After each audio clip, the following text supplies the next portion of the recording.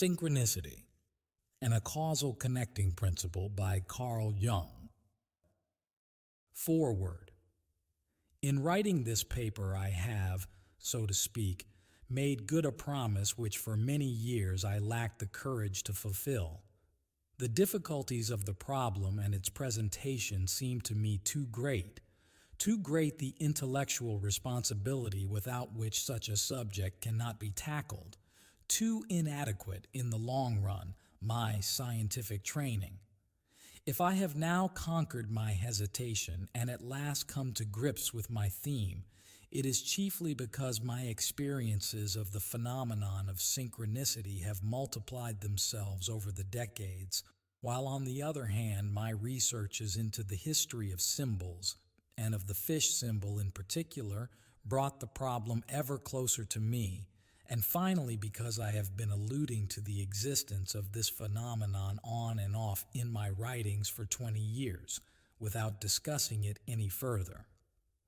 I would like to put a temporary end to this unsatisfactory state of affairs by trying to give a consistent account of everything I have to say on this subject. I hope it will not be construed as presumption on my part if I make uncommon demands on the open-mindedness and goodwill of the reader. Not only is he expected to plunge into regions of human experience which are dark, dubious, and hedged about with prejudice, but the intellectual difficulties are such as the treatment and elucidation of so abstract a subject must inevitably entail. As anyone can see for himself after reading a few pages, there can be no question of a complete description and explanation of these complicated phenomena, but only an attempt to broach the problem in such a way as to reveal some of its manifold aspects and connections, and to open up a very obscure field which is philosophically of the greatest importance.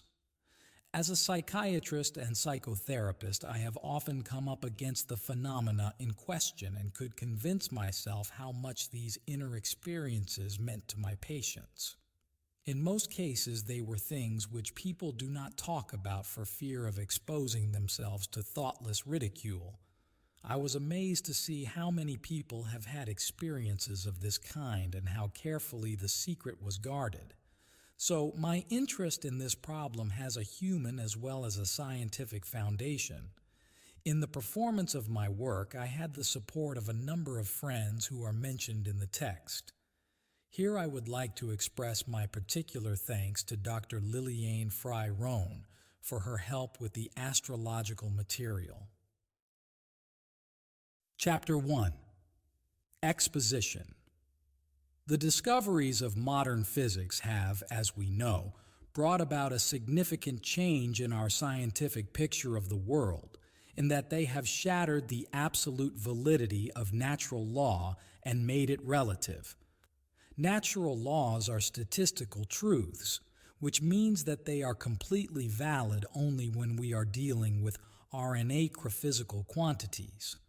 In the realm of very small quantities, prediction becomes uncertain, if not impossible, because very small quantities no longer behave in accordance with the known natural laws.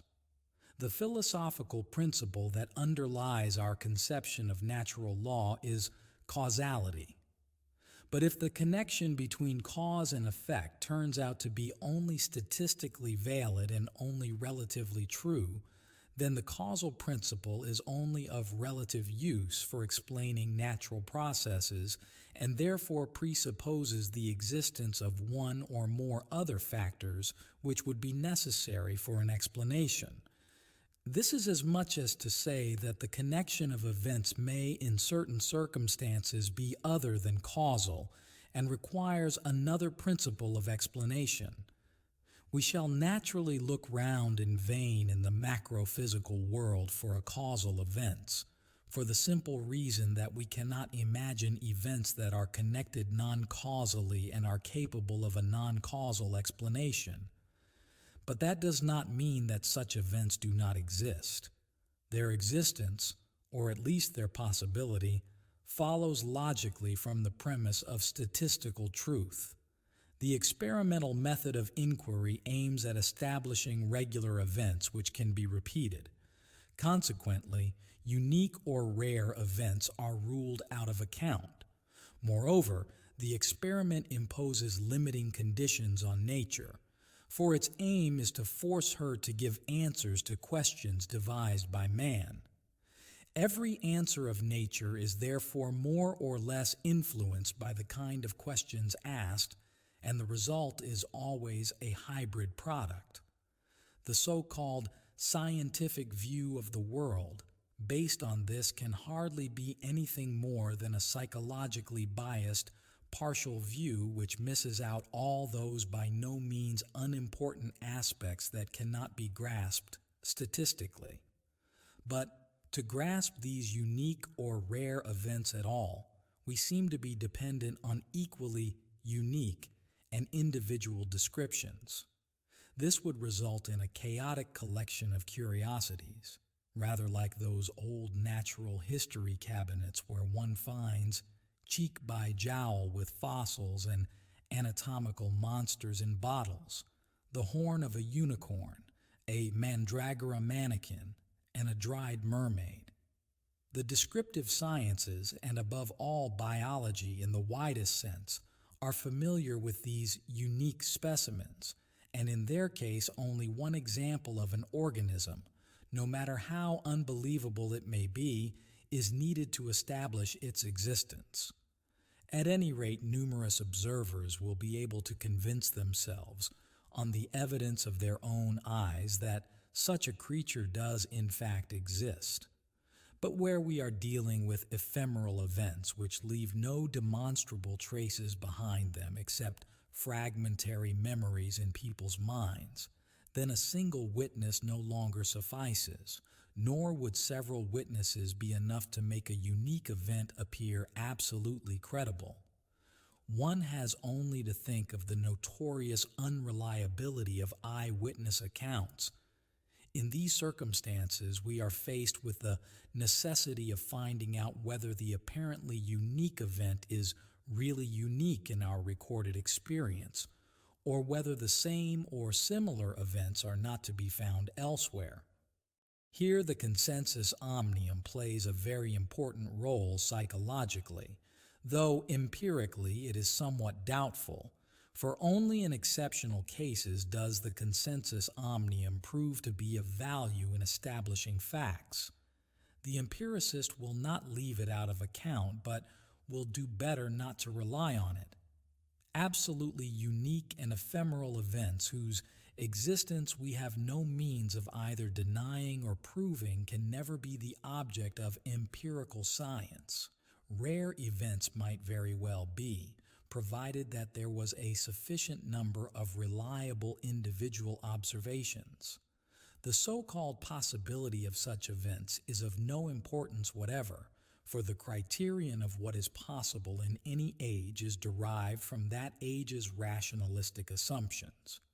There are no absolute natural laws to whose authority one can appeal in support of one's prejudices. The most that can fairly be demanded is that the number of individual observations shall be as high as possible. If this number, statistically considered, falls within the limits of chance expectation, then it has been statistically proved that it was a question of chance, but no explanation has thereby been furnished.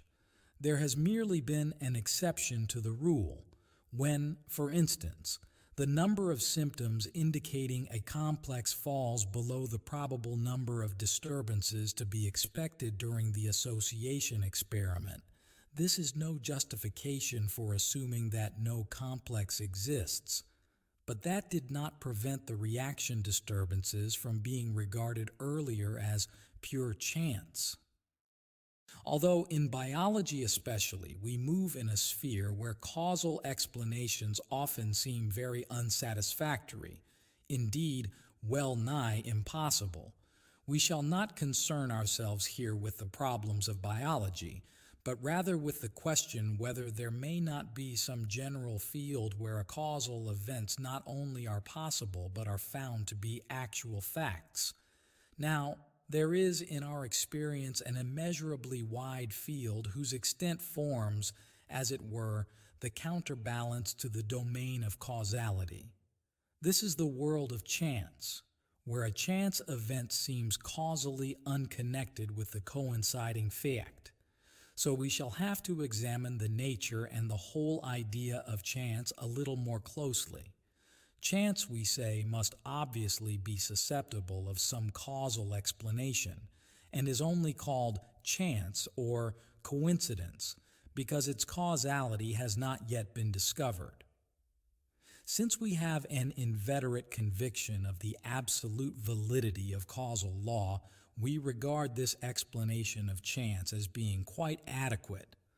But if the causal principle is only relatively valid, then it follows that even though in the vast majority of cases an apparently chance series can be causally explained, there must still remain a number of cases which do not show any causal connection. We are therefore faced with the task of sifting events and separating the acausal ones from those that can be causally explained. It stands to reason that the number of causally explicable events will far exceed those suspected of acausality, for which reason a superficial or prejudiced observer may easily overlook the relatively rare acausal phenomena. As soon as we come to deal with the problem of chance, the need for a statistical evaluation of the events in question forces itself upon us. It is not possible to sift the empirical material without a criterion of distinction. How are we to recognize acausal combinations of events, since it is obviously impossible to examine all chance happenings for their causality? The answer to this is that acausal events may be expected most readily where, on closer reflection, a causal connection appears to be inconceivable. As an example, I would cite the duplication of cases, which is a phenomenon well known to every doctor. Occasionally there is a trebling or even more, so that Kammerer IV can speak of a law of series, of which he gives a number of excellent examples. In the majority of such cases, there is not even the remotest probability of a causal connection between the coinciding events. When, for instance, I am faced with the fact that my tram ticket bears the same number as the theater ticket, which I buy immediately afterwards, and I receive that same evening a telephone call during which the same number is mentioned again as a telephone number, then a causal connection between them seems to me improbable in the extreme, although it is obvious that each event must have its own causality. I know, on the other hand, that chance happenings have a tendency to fall into aperiodic groupings, necessarily so because otherwise there would be only a periodic or regular arrangement of events which would, by definition, exclude chance.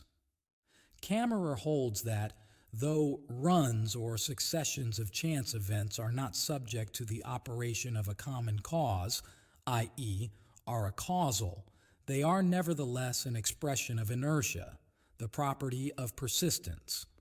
The simultaneity of a run of the same thing side by side he explains as imitation.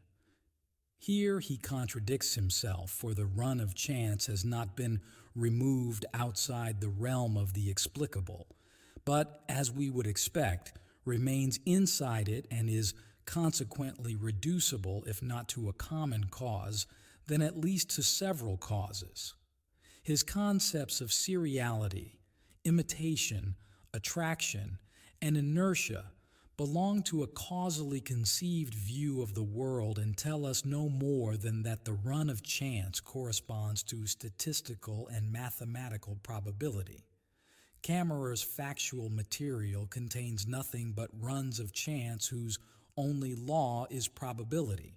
In other words, there is no apparent reason why he should look behind them for anything else, but for some obscure reason he does look behind them for something more than mere probability warrants. for a law of seriality which he would like to introduce as a principle coexistent with causality and finality. This tendency, as I have said, is in no way justified by his material. I can only explain this obvious contradiction by supposing that he had a dim but fascinated intuition of an causal arrangement and combination of events, probably because, like all thoughtful and sensitive natures, he could not escape the peculiar impression which runs of chance usually make on us, and therefore, in accordance with his scientific disposition, took the bold step of postulating an acausal seriality on the basis of empirical material that lay within the limits of probability. Unfortunately, he did not attempt a quantitative evaluation of seriality. Such an undertaking would undoubtedly have thrown up questions that are difficult to answer. The casuistic method serves well enough for the purpose of general orientation, but only quantitative evaluation or the statistical method promises results in dealing with chance. Chance groupings or series seem, at least to our present way of thinking, to be meaningless and to fall as a general rule within the limits of probability. There are, however, incidents whose chancefulness seems open to doubt. To mention but one example out of many, I noted the following on April 1st, 1949. Today is Friday. We have fish for lunch. Somebody happens to mention the custom of making an April fish of someone. That same morning I made a note of an inscription which read, Est homo totus medius piscis ab imo. In the afternoon a former patient of mine, whom I had not seen in months, showed me some extremely impressive pictures of fish which she had painted in the meantime. In the evening I was shown a piece of embroidery with fish-like sea monsters in it. On the morning of April 2nd, another patient, whom I had not seen for many years, told me a dream in which she stood on the shore of a lake and saw a large fish that swam straight towards her and landed at her feet. I was at this time engaged on a study of the fish symbol in history. Only one of the persons mentioned here knew anything about it. The suspicion that this must be a case of meaningful coincidence, i.e., an acausal connection, is very natural. I must own that this run of events made a considerable impression on me. It seemed to me to have a certain numinous quality. In such circumstances, we are inclined to say, that cannot be mere chance, without knowing what exactly we are saying. Kammerer would no doubt have reminded me of his seriality. The strength of an impression, however, proves nothing against the fortuitous coincidence of all these fishes. It is, admittedly, exceedingly odd that the fish theme recurs no less than 6 times within 24 hours. But one must remember that fish on Friday is the usual thing, and on April 1st one might very easily think of the April fish. I had at that time been working on the fish symbol for several months. Fishes frequently occur as symbols of unconscious contents, so there is no possible justification for seeing in this anything but a chance grouping. Runs or series which are composed of quite ordinary occurrences must for the present be regarded as fortuitous. However wide their range may be, they must be ruled out as acausal connections. It is therefore generally assumed that all coincidences are lucky hits and do not require an acausal interpretation. This assumption can, and indeed must, be regarded as true so long as proof is lacking that their incidence exceeds the limits of probability. Should this proof be forthcoming, however, it would prove at the same time that there are genuinely non-causal combinations of events for whose explanation we should have to postulate a factor incommensurable with causality. We should then have to assume that events in general are related to one another on the one hand as causal chains, and on the other hand by a kind of meaningful cross-connection. Here I should like to draw attention to a treatise of Schopenhauer's on the apparent design in the fate of the individual, which originally stood godfather to the views I am now developing. It deals with the simultaneity of the causally unconnected, which we call chance. Schopenhauer illustrates this simultaneity by a geographical analogy, where the parallels represent the cross-connection between the meridians, which are thought of as causal chains. All the events in a man's life would accordingly stand in two fundamentally different kinds of connection. Firstly, in the objective causal connection of the natural process. Secondly, in a subjective connection which exists only in relation to the individual who experiences it, and which is thus as subjective as his own dreams. That both kinds of connection exist simultaneously, and the self-same event, although a link in two totally different chains, nevertheless falls into place in both, so that the fate of one individual invariably fits the fate of the other, and each is the hero of his own drama while simultaneously figuring in a drama foreign to him. This is something that surpasses our powers of comprehension and can only be conceived as possible by virtue of the most wonderful pre-established harmony. In his view, the subject of the great dream of life is but one, the transcendental will, the prima causa, from which all causal chains radiate like meridian lines from the poles and, because of the circular parallels, stand to one another in a meaningful relationship of simultaneity. Schopenhauer believed in the absolute determinism of the natural process and furthermore in a first cause. There is nothing to warrant either assumption. The first cause is a philosophical mythologism which is only credible when it appears in the form of the old paradox en po pan, as unity and multiplicity at once. The idea that the simultaneous points in the causal chains, or meridians, represent meaningful coincidences would only hold water if the first cause really were a unity. But if it were a multiplicity, which is just as likely, then Schopenhauer's whole explanation collapses, quite apart from the fact, which we have only recently realized, that natural law possesses a merely statistical validity and thus keeps the door open to indeterminism. Neither philosophical reflection nor experience can provide any evidence for the regular occurrence of these two kinds of connection, in which the same thing is both subject and object. Schopenhauer thought and wrote at a time when causality held sovereign sway as a category a priori, and had therefore to be dragged in to explain meaningful coincidences.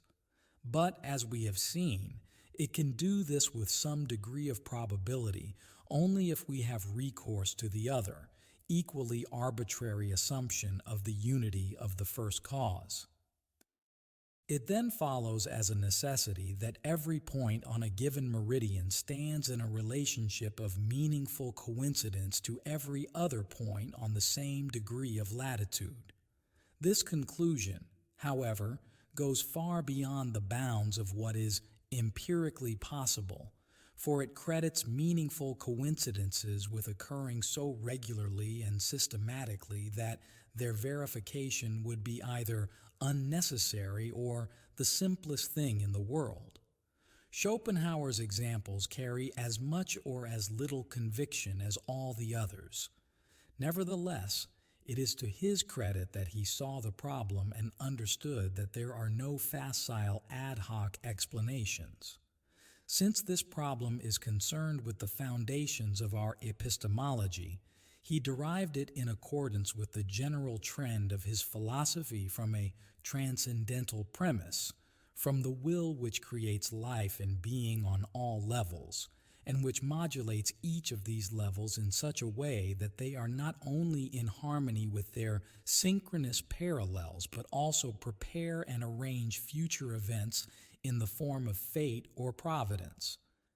In contrast to Schopenhauer's accustomed pessimism, this utterance has an almost friendly and optimistic tone, which we can hardly sympathize with today. One of the most problematical and momentous centuries the world has ever known separates us from that still medievalistic age when the philosophizing mind believed it could make assertions beyond what could be empirically proved. It was an age of large views, which did not cry halt and think that the limits of nature had been reached just where the scientific road builders had come to a temporary stop. Thus, Schopenhauer, with true philosophical vision, opened up a field for reflection whose peculiar phenomenology he was not equipped to understand, though he outlined it more or less correctly. He recognized that with their omena and prasagia astrology and the various intuitive methods of interpreting fate have a common denominator which he sought to discover by means of transcendental speculation. He recognized equally rightly that it was a problem of principle of the first order, unlike all those before and after him who operated with futile conceptions of some kind of energy transmission, or conveniently dismissed the whole thing as nonsense in order to avoid a too difficult task.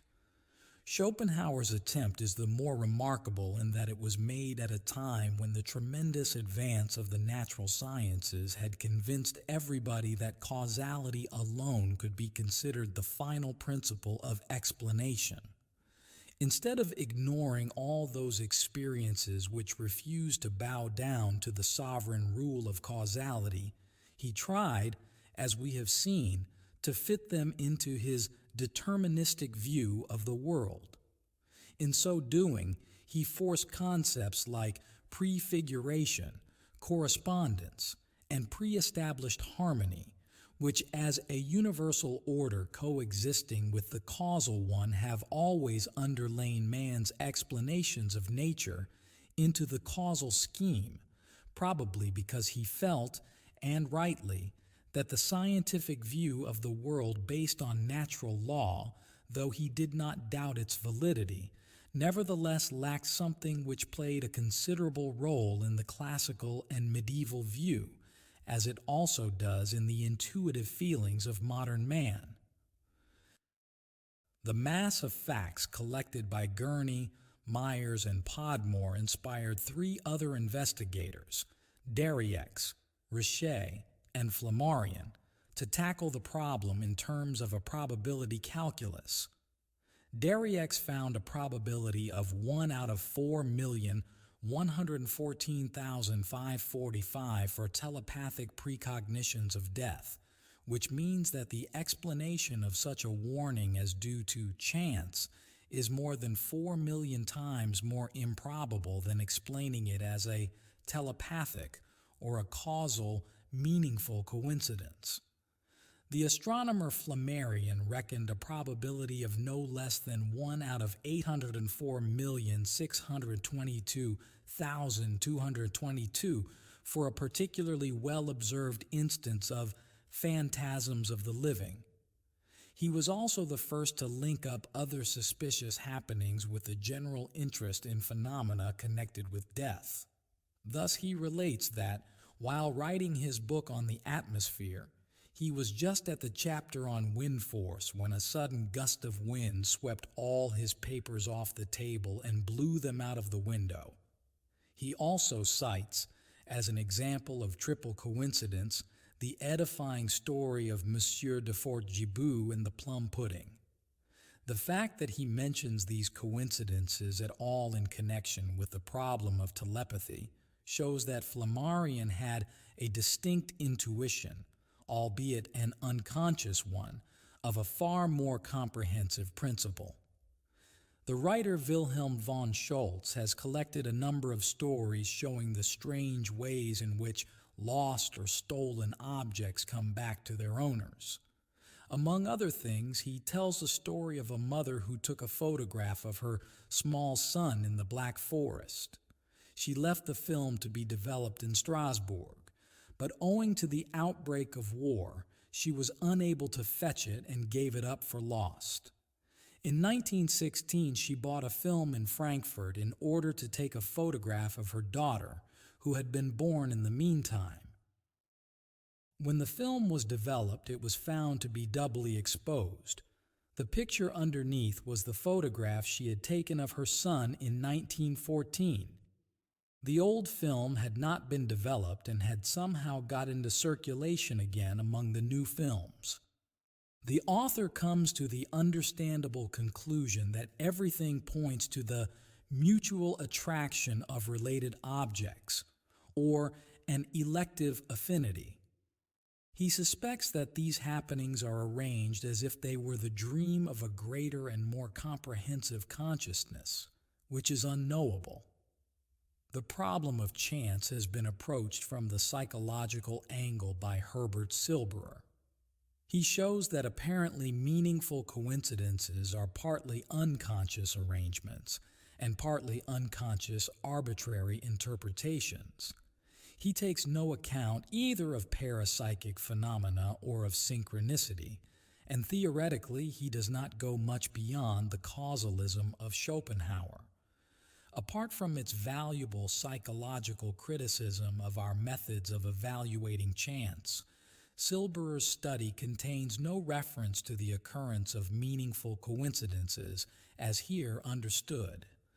Decisive evidence for the existence of causal combinations of events has been furnished with adequate scientific safeguards only very recently, mainly through the experiments of J.B. Rhine and his fellow workers, who have not, however, recognized the far-reaching conclusions that must be drawn from their findings. Up to the present, no critical argument that cannot be refuted has been brought against these experiments. The experiment consists, in principle, in an experimenter turning up, one after another, a series of numbered cards bearing simple geometrical patterns. At the same time, the subject, separated by a screen from the experimenter, is given the task of guessing the signs as they are turned up. A pack of 25 cards is used, each 5 of which carry the same sign. 5 cards are marked with a star, 5 with a square, 5 with a circle, 5 with wavy lines, and 5 with a cross. The experimenter naturally does not know the order in which the pack is arranged, nor has the subject any opportunity of seeing the cards. Many of the experiments were negative, since the result did not exceed the probability of 5 chance hits. In the case of certain subjects, however, some results were distinctly above probability. The first series of experiments consisted in each subject trying to guess the cards 800 times. The average result showed 6.5 hits for 25 cards, which is 1.5 more than the chance probability of 5 hits. The probability of there being a chance deviation of 1.5 from the number 5 works out at 1 out of 250,000. This proportion shows that the probability of a chance deviation is not exactly high, since it is to be expected only once in 250,000 cases. The results vary according to the specific gift of the individual subject. One young man, who in numerous experiments scored an average of 10 hits for every 25 cards, double the probable number, once guessed all 25 cards correctly, which gives a probability of 1 out of 298 quadrillion, 23 trillion, 223 billion, 876 million, 953,125. The possibility of the pack being shuffled in some arbitrary way is guarded against by an apparatus which shuffles the cards automatically, independently of the experimenter. After the first series of experiments, the spatial distance between the experimenter and the subject was increased, in one case to 250 miles. The average result of numerous experiments amounted here to 10.1 hits for 25 cards. In another series of experiments, when experimenter and subject were in the same room, the score was 11.4 for 25. When the subject was in the next room, 9.7 for 25. When 2 rooms away, 12.0 for 25. Rhine mentions the experiments of F.L. Usher and E.L. Burt, which were conducted with positive results over a distance of 960 miles. With the aid of synchronized watches, experiments were also conducted between Durham, North Carolina, and Zagreb, Yugoslavia, about 4,000 miles, with equally positive results. The fact that distance has no effect in principle shows that the thing in question cannot be a phenomenon of force or energy, for otherwise the distance to be overcome and the diffusion in space would cause a diminution of the effect, and it is more than probable that the score would fall proportionately to the square of the distance. Since this is obviously not the case, we have no alternative but to assume that distance is psychically variable and may in certain circumstances be reduced to vanishing point by a psychic condition. Even more remarkable is the fact that time is not in principle a prohibiting factor either. That is to say, the reading of a series of cards to be turned up in the future produces a score that exceeds chance probability.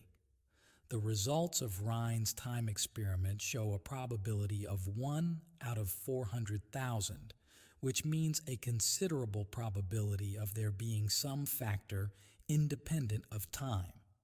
They point, in other words, to a psychic relativity of time, since the experiment was concerned with perceptions of events which had not yet occurred. In these circumstances, the time factor seems to have been eliminated by a psychic function or psychic condition which is also capable of abolishing the spatial factor. If in the spatial experiments we were obliged to admit that energy does not decrease with distance, then the time experiments make it completely impossible for us even to think of there being any energy relationship between the perception and the future event.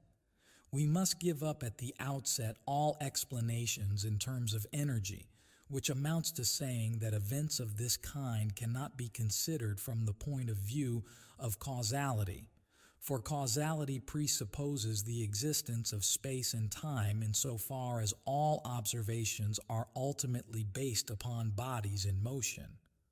Among Rhine's experiments, we must also mention the experiments with dice. The subject has the task of throwing the dice, which is done by an apparatus, and at the same time he has to wish that one number, say 3, will turn up as many times as possible. The results of this so-called PK, psychokinetic experiment, were positive. The more so, the more dice were used at one time. If space and time prove to be psychically relative, then the moving body must possess, or be subject to, a corresponding relativity. One consistent experience in all these experiments is the fact that the number of hits scored tends to sink after the first attempt, and the results then become negative. But if, for some inner or outer reason, there is a freshening of interest on the subject's part, the score rises again. Lack of interest and boredom are negative factors. Enthusiasm, positive expectation, hope, and belief in the possibility of ESP make for good results, and seem to be the real conditions which determine whether there are going to be any results at all. In this connection, it is interesting to note that the well-known English medium, Mrs. Eileen J. Garrett, achieved bad results in the Rhine experiments because, as she herself admits, she was unable to summon up any feeling for the soulless test cards. These few hints may suffice to give the reader at least a superficial idea of these experiments. The above-mentioned book by G.N.M. Tyrrell, late president of the Society for Psychical Research, contains an excellent summing up of all experiences in this field. Its author himself rendered great service to ESP research. From the physicist's side, the ESP experiments have been evaluated in a positive sense by Robert A. McConnell in an article entitled ESP, Fact or Fancy. As is only to be expected, every conceivable kind of attempt has been made to explain away these results, which seem to border on the miraculous and frankly impossible. But all such attempts come to grief on the facts, and the facts refuse so far to be argued out of existence. Rhine's experiments confront us with the fact that there are events which are related to one another experimentally, and in this case meaningfully, without there being any possibility of proving that this relation is a causal one, since the transmission exhibits none of the known properties of energy. There is therefore good reason to doubt whether it is a question of transmission at all. The time experiments rule out any such thing in principle, for it would be absurd to suppose that a situation which does not yet exist and will only occur in the future could transmit itself as a phenomenon of energy to a receiver in the present. It seems more likely that scientific explanation will have to begin with a criticism of our concepts of space and time on the one hand, and with the unconscious on the other. As I have said, it is impossible with our present resources to explain ESP, or the fact of meaningful coincidence, as a phenomenon of energy. This makes an end of the causal explanation as well, for effect cannot be understood as anything except a phenomenon of energy. Therefore, it cannot be a question of cause and effect, but of a falling together in time, a kind of simultaneity. Because of this quality of simultaneity, I have picked on the term synchronicity to designate a hypothetical factor equal in rank to causality as a principle of explanation. In my essay, The Spirit of Psychology, I define synchronicity as a psychically conditioned relativity of space and time. Rhine's experiments show that in relation to the psyche, space and time are, so to speak, elastic, and can apparently be reduced almost to vanishing point, as though they were dependent on psychic conditions and did not exist in themselves, but were only postulated by the conscious mind. In man's original view of the world, as we find it among primitives, space and time have a very precarious existence. They became fixed concepts only in the course of his mental development, thanks largely to the introduction of measurement. In themselves, space and time consist of nothing. They are hypostatized concepts born of the discriminating activity of the conscious mind, and they form the indispensable coordinates for describing the behavior of bodies in motion. They are, therefore, essentially psychic in origin, which is probably the reason that impelled Kant to regard them as a priori categories. But if space and time are only apparently properties of bodies in motion and are created by the intellectual needs of the observer, then their relativization by psychic conditions is no longer a matter for astonishment, but is brought within the bounds of possibility. This possibility presents itself when the psyche observes, not external bodies, but itself. That is precisely what happens in Rhine's experiments. The subject's answer is not the result of his observing the physical cards. It is a product of pure imagination, of chance ideas which reveal the structure of that which produces them, namely the unconscious. Here I will only point out that it is the decisive factors in the unconscious psyche, the archetypes, which constitute the structure of the collective unconscious. The latter represents a psyche that is identical with itself in all individuals. It cannot be directly perceived or represented, in contrast to the perceptible psychic phenomena, and on account of its irrepresentable nature, I have called it psychoid. The archetypes are formal factors responsible for the organization of unconscious psychic processes. They are patterns of behavior. At the same time, they have a specific charge and develop numinous effects which express themselves as effects.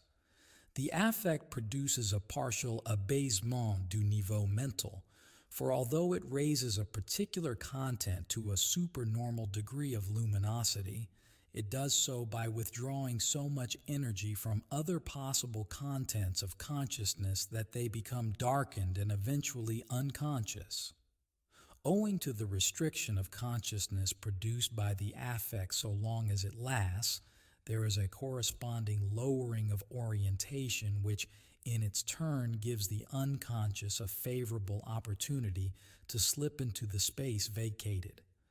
Thus we regularly find that unexpected or otherwise inhibited unconscious contents break through and find expression in the affect. Such contents are very often of an inferior or primitive nature and thus betray their archetypal origin. As I shall show further on, certain phenomena of simultaneity or synchronicity seem to be bound up with the archetypes. The extraordinary spatial orientation of animals may also point to the psychic relativity of space and time. The puzzling time orientation of the palolo worm, for instance, whose tail segments, loaded with sexual products, always appear on the surface of the sea the day before the last quarter of the moon in October and November, might be mentioned in this connection.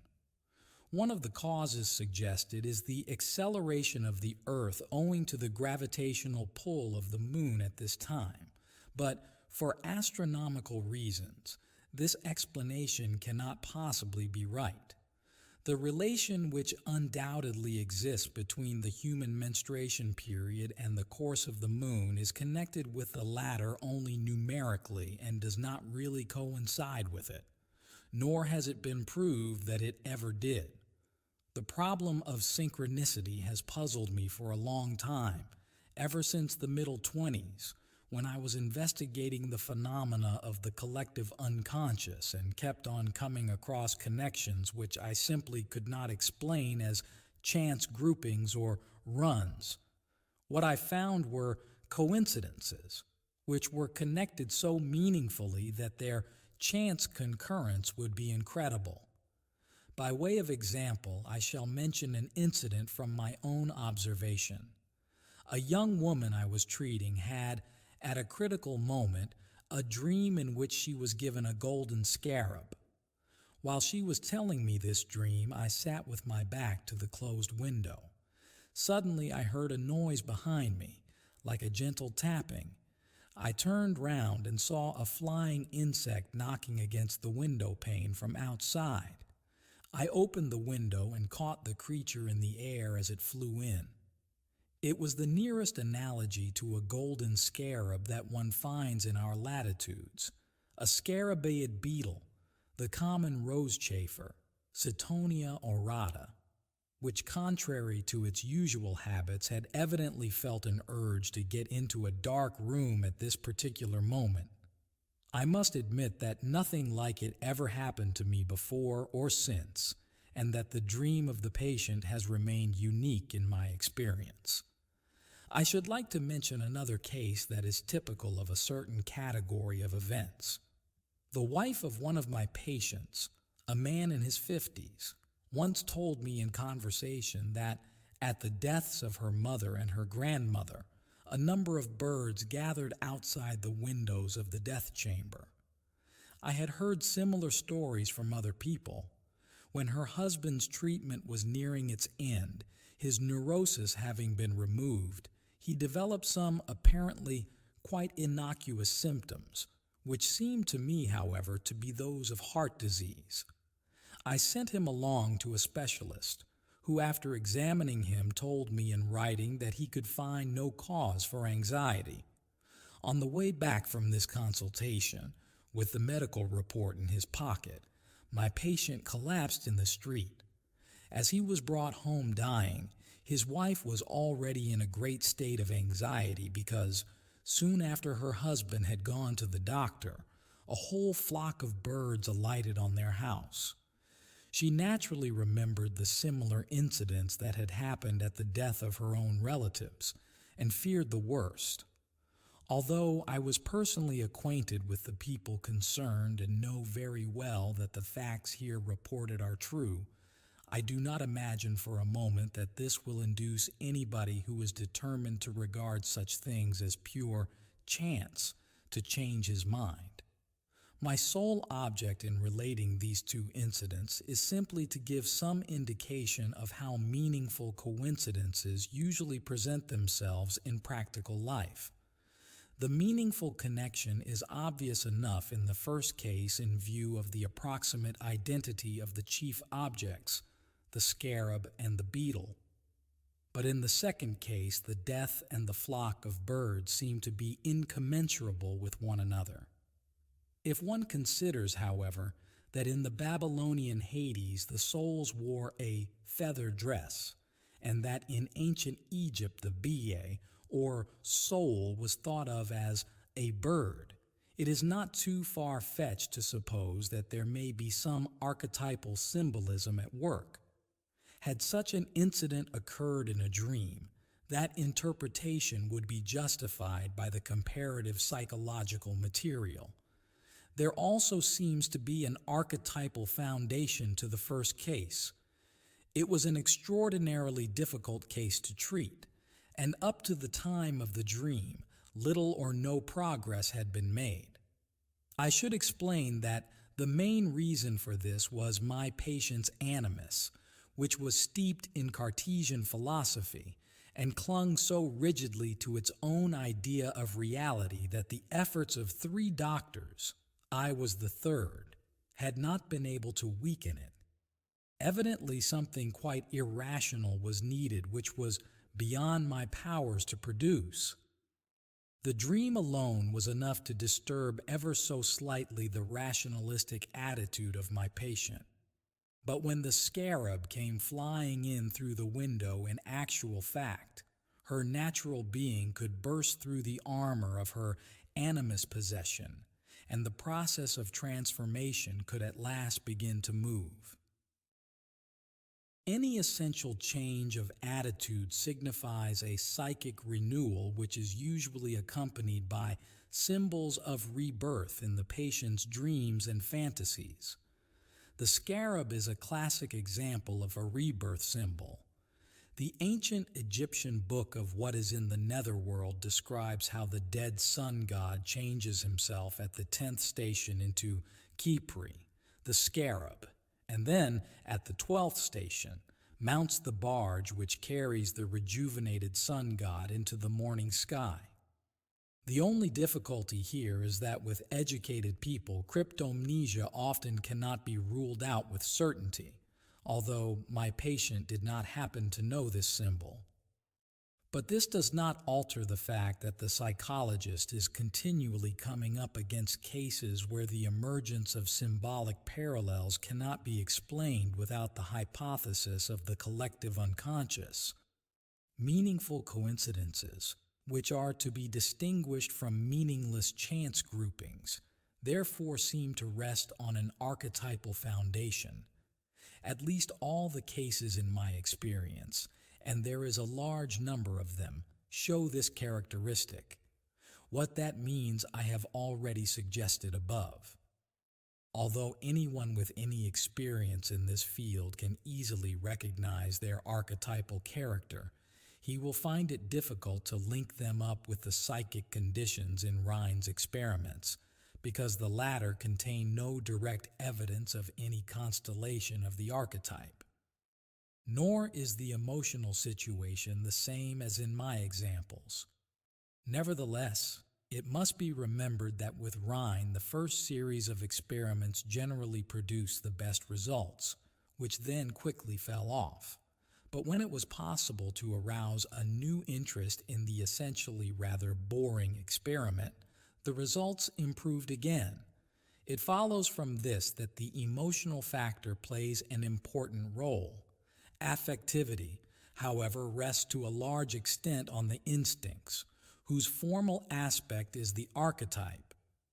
There is yet another psychological analogy between my two cases and the Rhine experiments, though it is not quite so obvious.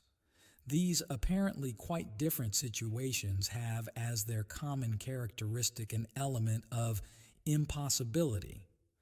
The patient with the scarab found herself in an impossible situation because the treatment had got stuck and there seemed to be no way out of the impasse.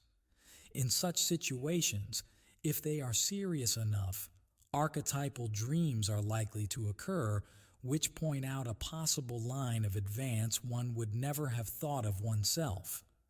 It is this kind of situation that constellates the archetype with the greatest regularity. In certain cases, the psychotherapist therefore sees himself obliged to discover the rationally insoluble problem towards which the patient's unconscious is steering. Once this is found, the deeper layers of the unconscious, the primordial images, are activated, and the transformation of the personality can get underway. In the second case, there was the half-unconscious fear and the threat of a lethal end with no possibility of an adequate recognition of the situation. In Rhine's experiment, it is the impossibility of the task that ultimately fixes the subject's attention on the processes going on inside him, and thus gives the unconscious a chance to manifest itself. The questions set by the ESP experiment have an emotional effect right from the start, since they postulate something unknowable as being potentially knowable and in that way take the possibility of a miracle seriously into account. This, regardless of the subject's skepticism, immediately appeals to his unconscious readiness to witness a miracle and to the hope latent in all men that such a thing may yet be possible. Primitive superstition lies just below the surface of even the most tough-minded individuals, and it is precisely those who most fight against it who are the first to succumb to its suggestive effects. When therefore a serious experiment with all the authority of science behind it touches this readiness, it will inevitably give rise to an emotion which either accepts or rejects it with a good deal of affectivity. At all events, an effective expectation is present in one form or another, even though it may be denied. Here I would like to call attention to a possible misunderstanding which may be occasioned by the term synchronicity. I chose this term because the simultaneous occurrence of two meaningfully but not causally connected events seemed to me an essential criterion. I am therefore using the general concept of synchronicity in the special sense of a coincidence in time of two or more causally unrelated events which have the same or a similar meaning, in contrast to synchronism, which simply means the simultaneous occurrence of two events. Synchronicity, therefore, means the simultaneous occurrence of a certain psychic state with one or more external events which appear as meaningful parallels to the momentary subjective state, and, in certain cases, vice versa. My two examples illustrate this in different ways. In the case of the scarab, the simultaneity is immediately obvious, but not in the second example. It is true that the flock of birds occasioned a vague fear, but that can be explained causally. The wife of my patient was certainly not conscious beforehand of any fear that could be compared with my own apprehensions, for the symptoms, pains in the throat, were not of a kind to make the layman suspect anything bad. The unconscious, however, often knows more than the conscious, and it seems to me possible that the woman's unconscious had already got wind of the danger. If, therefore, we rule out a conscious psychic content such as the idea of deadly danger, there is an obvious simultaneity between the flock of birds, in its traditional meaning, and the death of the husband. The psychic state, if we disregard the possible but still not demonstrable excitation of the unconscious, appears to be dependent on the external event.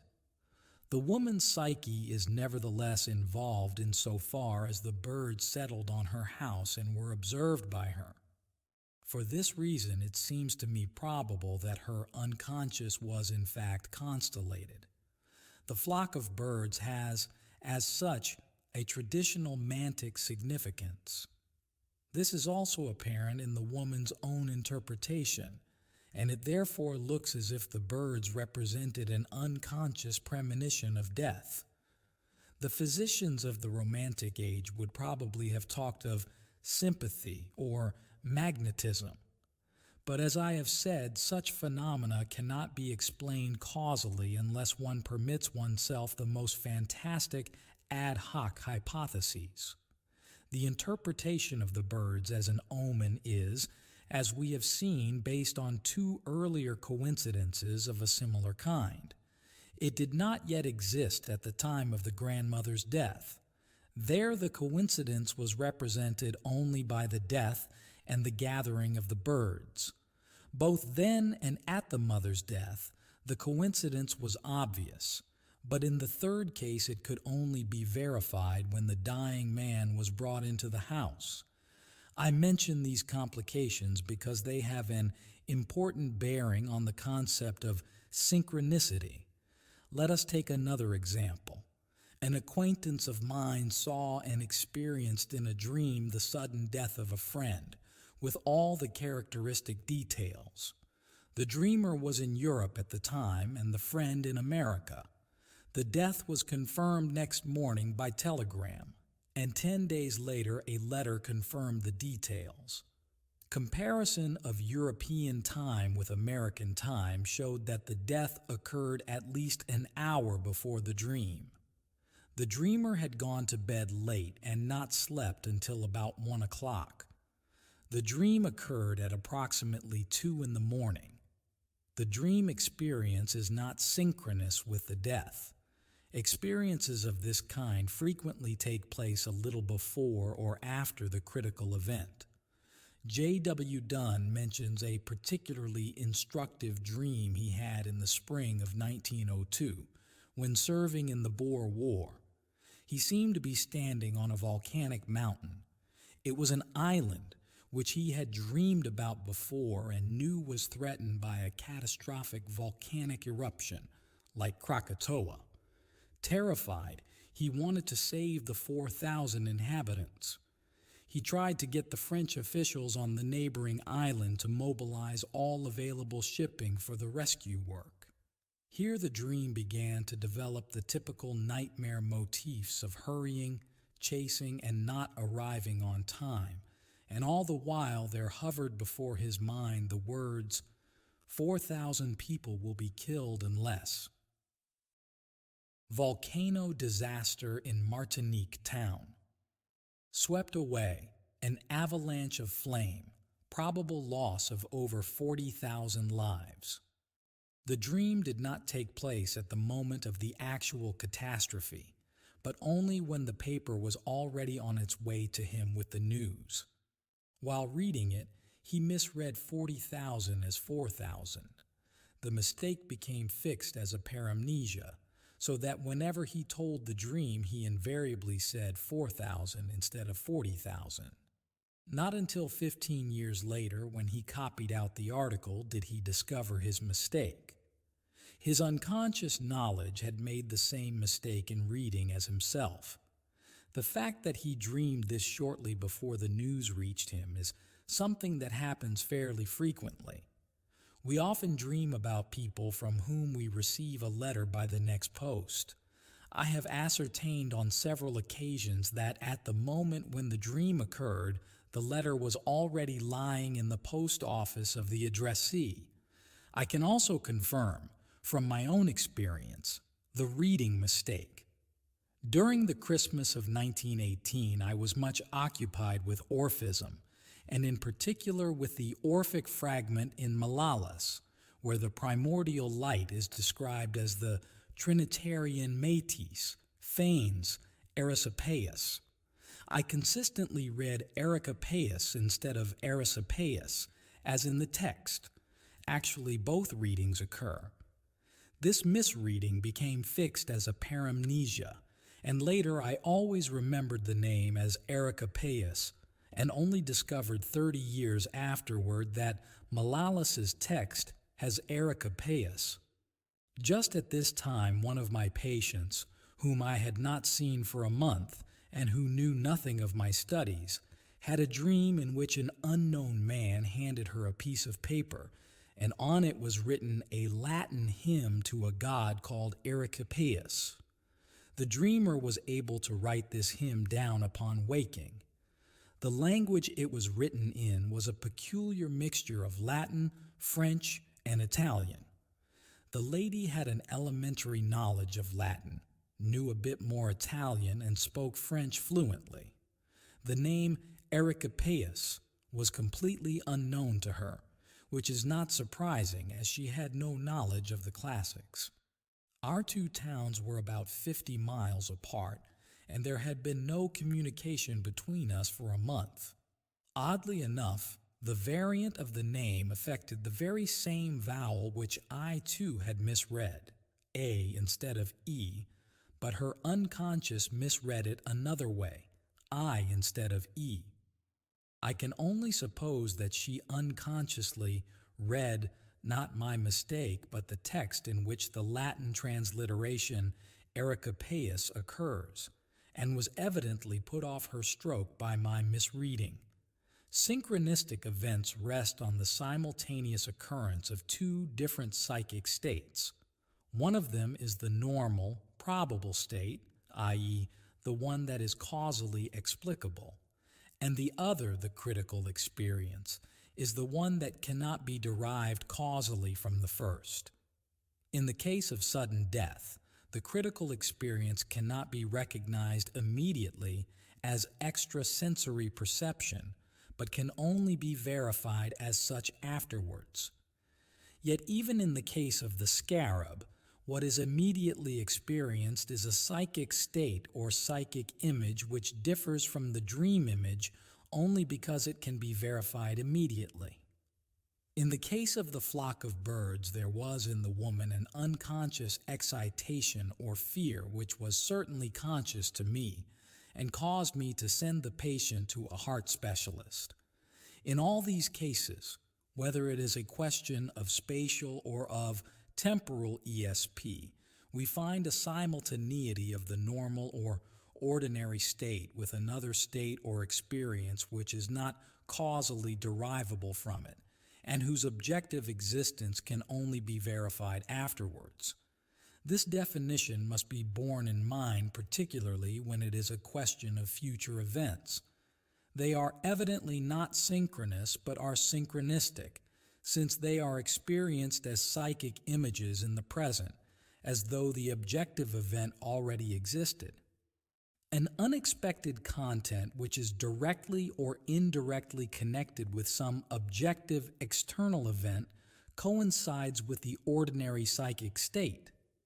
This is what I call synchronicity, and I maintain that we are dealing with exactly the same category of events, whether their objectivity appears separated from my consciousness in space or in time. This view is confirmed by Rhine's results insofar as they were not influenced by changes in space or time. Space and time, the conceptual coordinates of bodies in motion, are probably at bottom one and the same, which is why we speak of a long or short space of time. And Philo Judaeus said long ago that the extension of heavenly motion is time. Synchronicity in space can equally well be conceived as perception in time, but remarkably enough, it is not so easy to understand synchronicity in time as spatial, for we cannot imagine any space in which future events are objectively present and could be experienced as such through a reduction of this spatial distance. But since experience has shown that under certain conditions space and time can be reduced almost to zero, causality disappears along with them, because causality is bound up with the existence of space and time and physical changes, and consists essentially in the succession of cause and effect. For this reason, synchronistic phenomena cannot in principle be associated with any conceptions of causality. Hence, the interconnection of meaningfully coincident factors must necessarily be thought of as acausal. Here, for want of a demonstrable cause, we are all too likely to fall into the temptation of positing a transcendental one. But a cause can only be a demonstrable quantity. A transcendental cause is a contradiction in terms, because anything transcendental cannot by definition be demonstrated. If we don't want to risk the hypothesis of acausality, then the only alternative is to explain synchronistic phenomena as mere chance, which brings us into conflict with Rhine's ESP discoveries and other well-attested facts reported in the literature of parapsychology. Or else we are driven to the kind of reflections I described above and must subject our basic principles of explanation to the criticism that space and time are constants in any given system only when they are measured without regard to psychic conditions. That is what regularly happens in scientific experiments. But when an event is observed without experimental restrictions, the observer can easily be influenced by an emotional state which alters space and time by contraction. Every emotional state produces an alteration of consciousness, which Janet called abaissement du niveau mental. That is to say, there is a certain narrowing of consciousness and a corresponding strengthening of the unconscious, which, particularly in the case of strong affects, is noticeable even to the layman. The tone of the unconscious is heightened, thereby creating a gradient for the unconscious to flow towards the conscious. The conscious then comes under the influence of unconscious instinctual impulses and contents. These are, as a rule, complexes whose ultimate basis is the archetype, the instinctual pattern. The unconscious also contains subliminal perceptions, as well as forgotten memory images that cannot be reproduced at the moment, and perhaps not at all. Among the subliminal contents, we must distinguish perceptions from what I would call an inexplicable knowledge or immediate existence, whereas the perceptions can be related to possible or probable sense stimuli below the threshold of consciousness. Either the knowledge or immediate existence of unconscious images has no recognizable basis, or else we find recognizable causal connections with certain already existing and often archetypal contents. These images, whether rooted in an already existing basis or not, stand in an analogous or equivalent, i.e., meaningful, relationship to objective occurrences which have no recognizable or even conceivable causal relationship with them. How could an event remote in space and time produce a corresponding psychic image when the transmission of energy necessary for this is not even thinkable?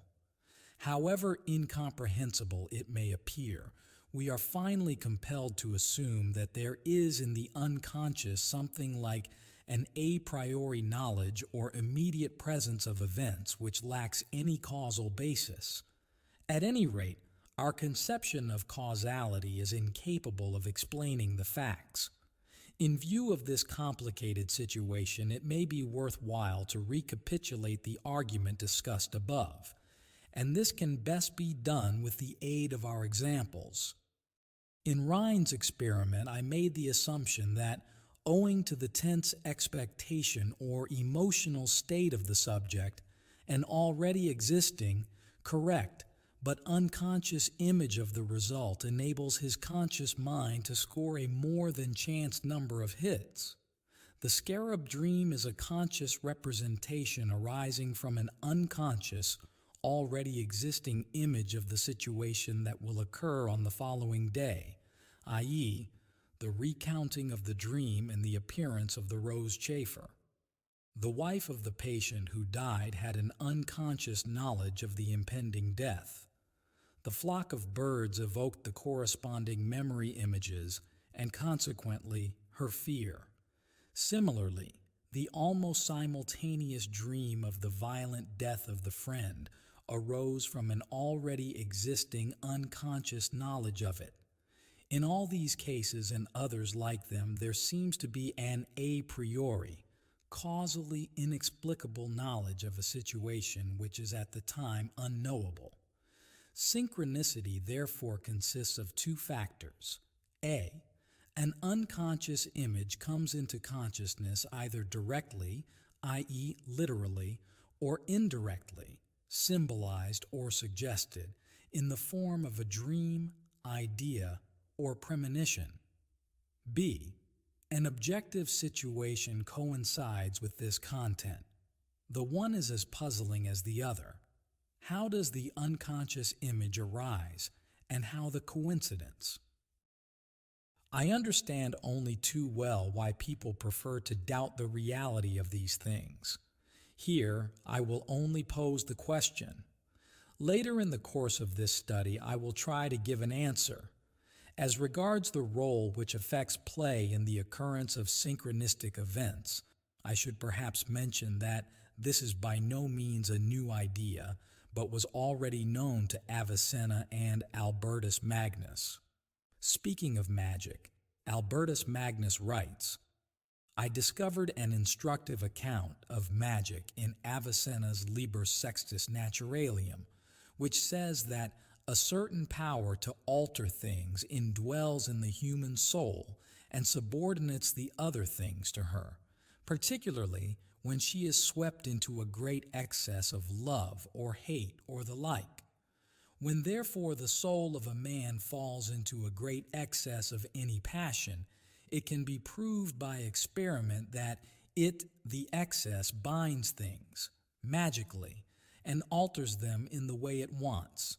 And for a long time I did not believe it, but after I had read the nigromantic books and others of the kind on signs and magic, I found that the emotionality of the human soul is the chief cause of all these things, whether because, on account of her great emotion, she alters her bodily substance and the other things towards which she strives, or because, on account of her dignity, the other, lower things are subject to her, or because the appropriate hour or astrological situation or another power coincides with so inordinate an emotion, and we, in consequence, believe that what this power does is then done by the soul.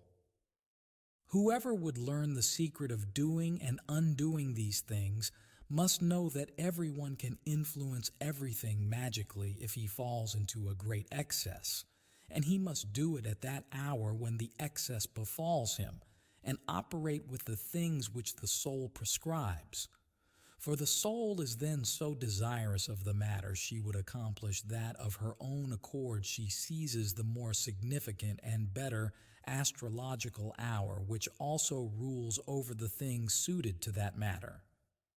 Thus it is the soul who desires a thing more intensely, who makes things more effective and more like what comes forth. Such is the manner of production with everything the soul intensely desires. Everything she does with that aim in view possesses motive power and efficacy for what the soul desires. This text shows clearly that synchronistic, magical happenings are regarded as being dependent on affects. Naturally, Albertus Magnus, in accordance with the spirit of his age, explains this by postulating a magical faculty in the soul, without considering that the psychic process itself is just as much arranged as the coinciding representation which anticipates the external physical process. This representation originates in the unconscious and therefore belongs to those cogitationes quae sunt a nobis independentes, which, in the opinion of Arnold Goelinks, are prompted by God and do not spring from our own thinking. Goethe thinks of synchronistic events in the same magical way.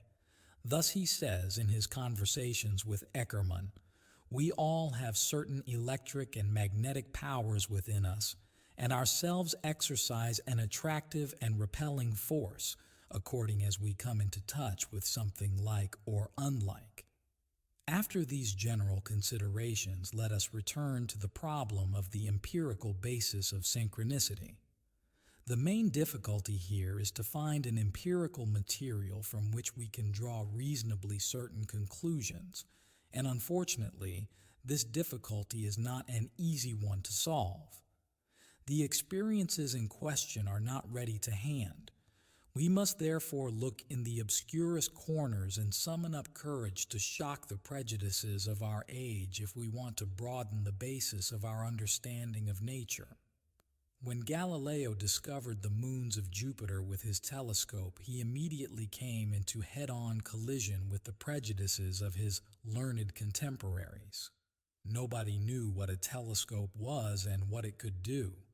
Never before had anyone talked of the moon CF Jupiter. Naturally, every age thinks that all ages before it were prejudiced, and today we think this more than ever and are just as wrong as all previous ages that thought so. How often have we not seen the truth condemned? It is sad but unfortunately true that man learns nothing from history.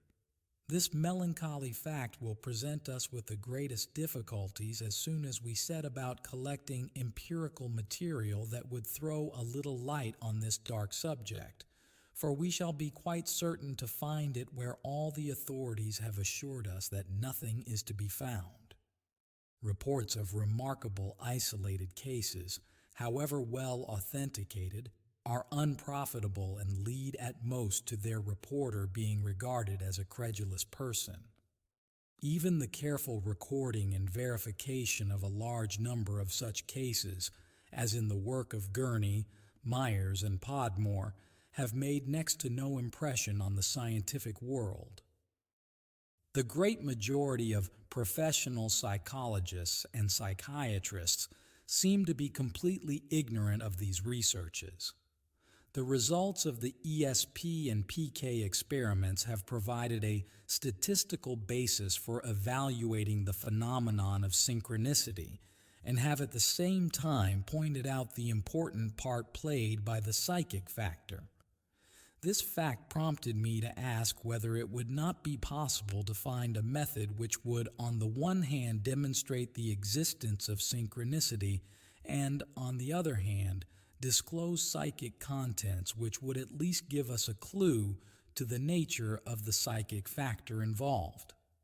I asked myself, in other words, whether there were not a method which would yield measurable results and at the same time give us an insight into the psychic background of synchronicity.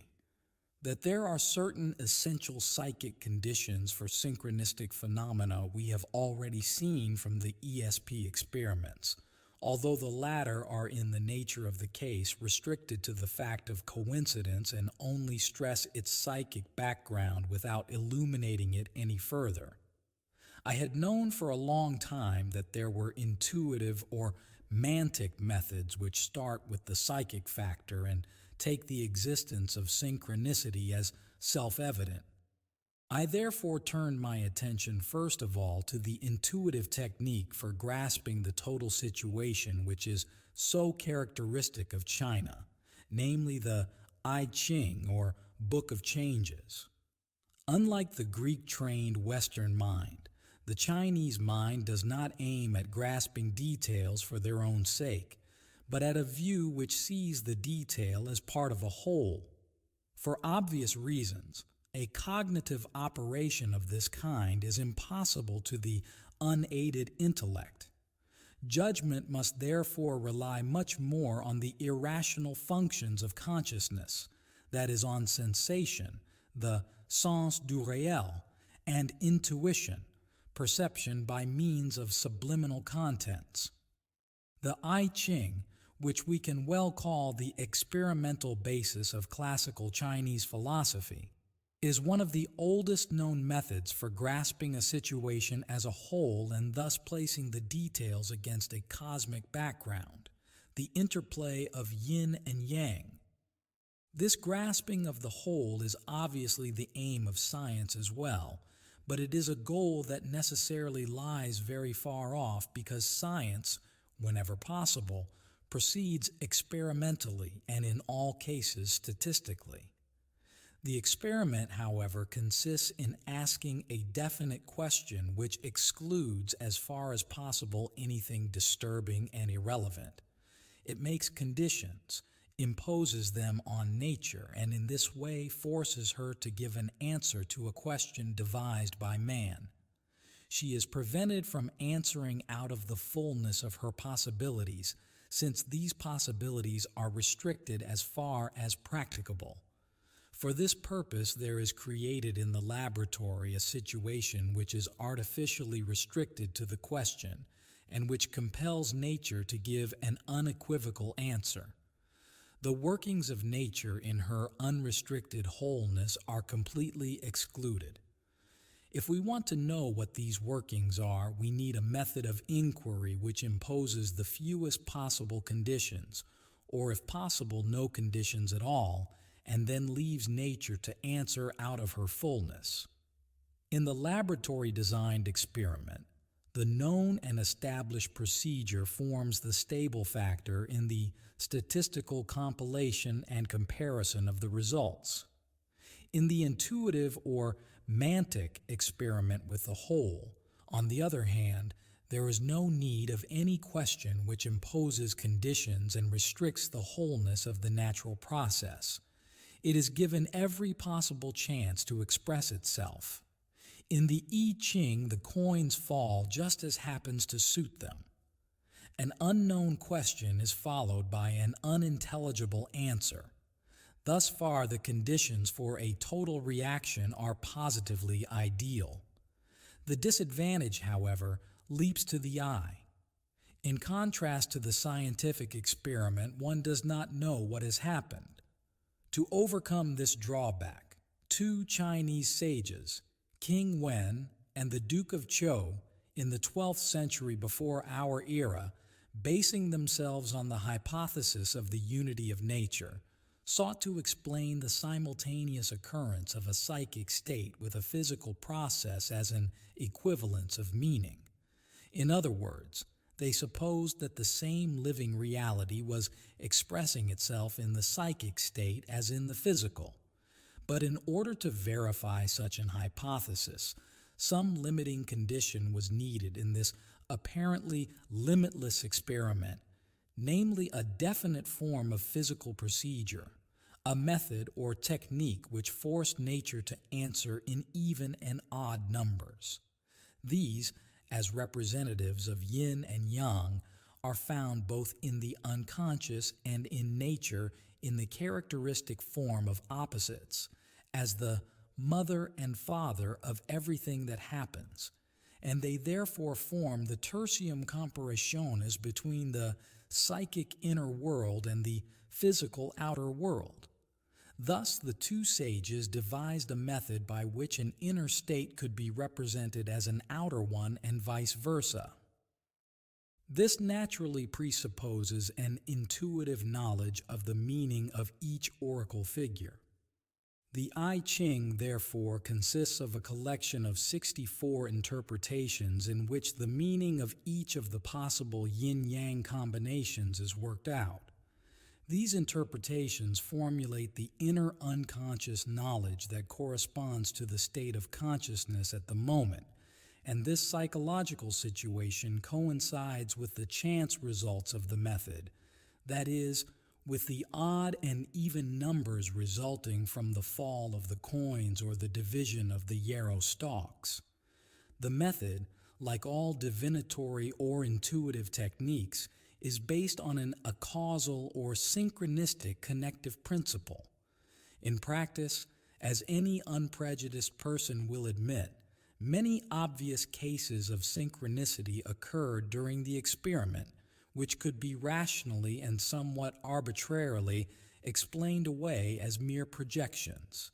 But if one assumes that they really are what they appear to be, then they can only be meaningful coincidences for which, as far as we know, there is no causal explanation. The method consists either in dividing the 49 yarrow stalks into 2 heaps at random and counting off the heaps by 3s and 5s, or in throwing 3 coins 6 times, each line of the hexagram being determined by the value of obverse and reverse, heads 3, tails 2. The experiment is based on a triadic principle, 2 trigrams, and contains 64 mutations, each corresponding to a psychic situation. These are discussed at length in the text and appended commentaries.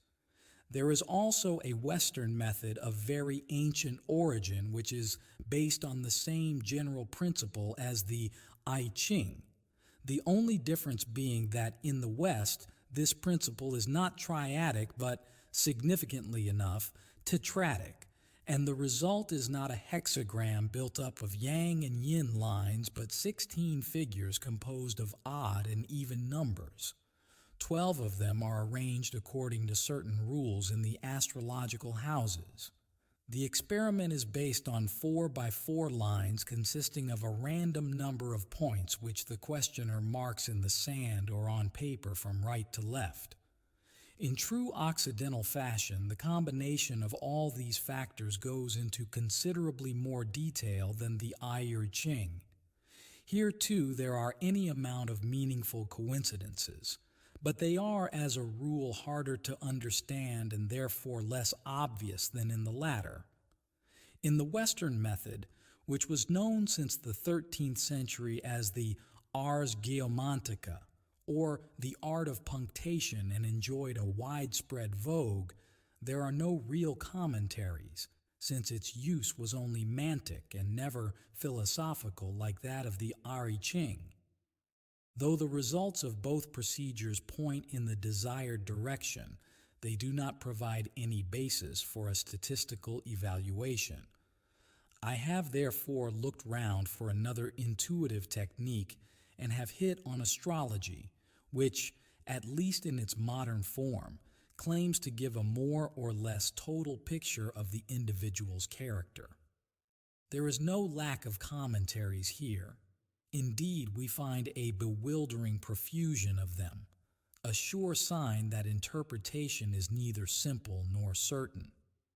The meaningful coincidence we are looking for is immediately apparent in astrology, since the astronomical data are said by astrologers to correspond to individual traits of character. And from the remotest times, the various planets, houses, zodiacal signs, and aspects have all had meanings that serve as a basis for a character study or for an interpretation of a given situation. Marriage can thus be based on I conjunction symbol, moon symbol in the horoscopes of the partners, or a peculiarly lucky or unlucky fate may be based on Saturn symbol, opposition symbol, moon symbol, or on an unusual amount of aspects, or again on an old astrological maxim like Mars in medio coeli semper significat casum ab alto, as in the horoscope of Emperor William II. It is always possible to object that the result does not agree with our psychological knowledge of the situation or character in question, and it is difficult to refute the assertion that knowledge of character is a highly subjective affair, because in characterology there are no infallible or even reliable signs that can be in any way measured or calculated, an objection that is also raised against graphology, although in practice it enjoys widespread recognition. This criticism, together with the absence of reliable criteria for determining traits of character, makes the meaningful coincidence of horoscope structure and individual character seem inapplicable for the purpose here under discussion. If, therefore, we want astrology to tell us anything about the acausal connection of events, we must discard this uncertain diagnosis of character and put in its place an absolutely certain and indubitable fact. Marriage is such a fact. Since antiquity, the main traditional astrological and alchemical correspondence to marriage has been the conjunctio solis et lunae, the conjunctio lunae et lunae, and the conjunction of the moon with the ascendant. There are others, but these do not come within the main traditional stream. The ascendant-descendant axis was introduced into the tradition because it has long been regarded as having a particularly important influence on the personality.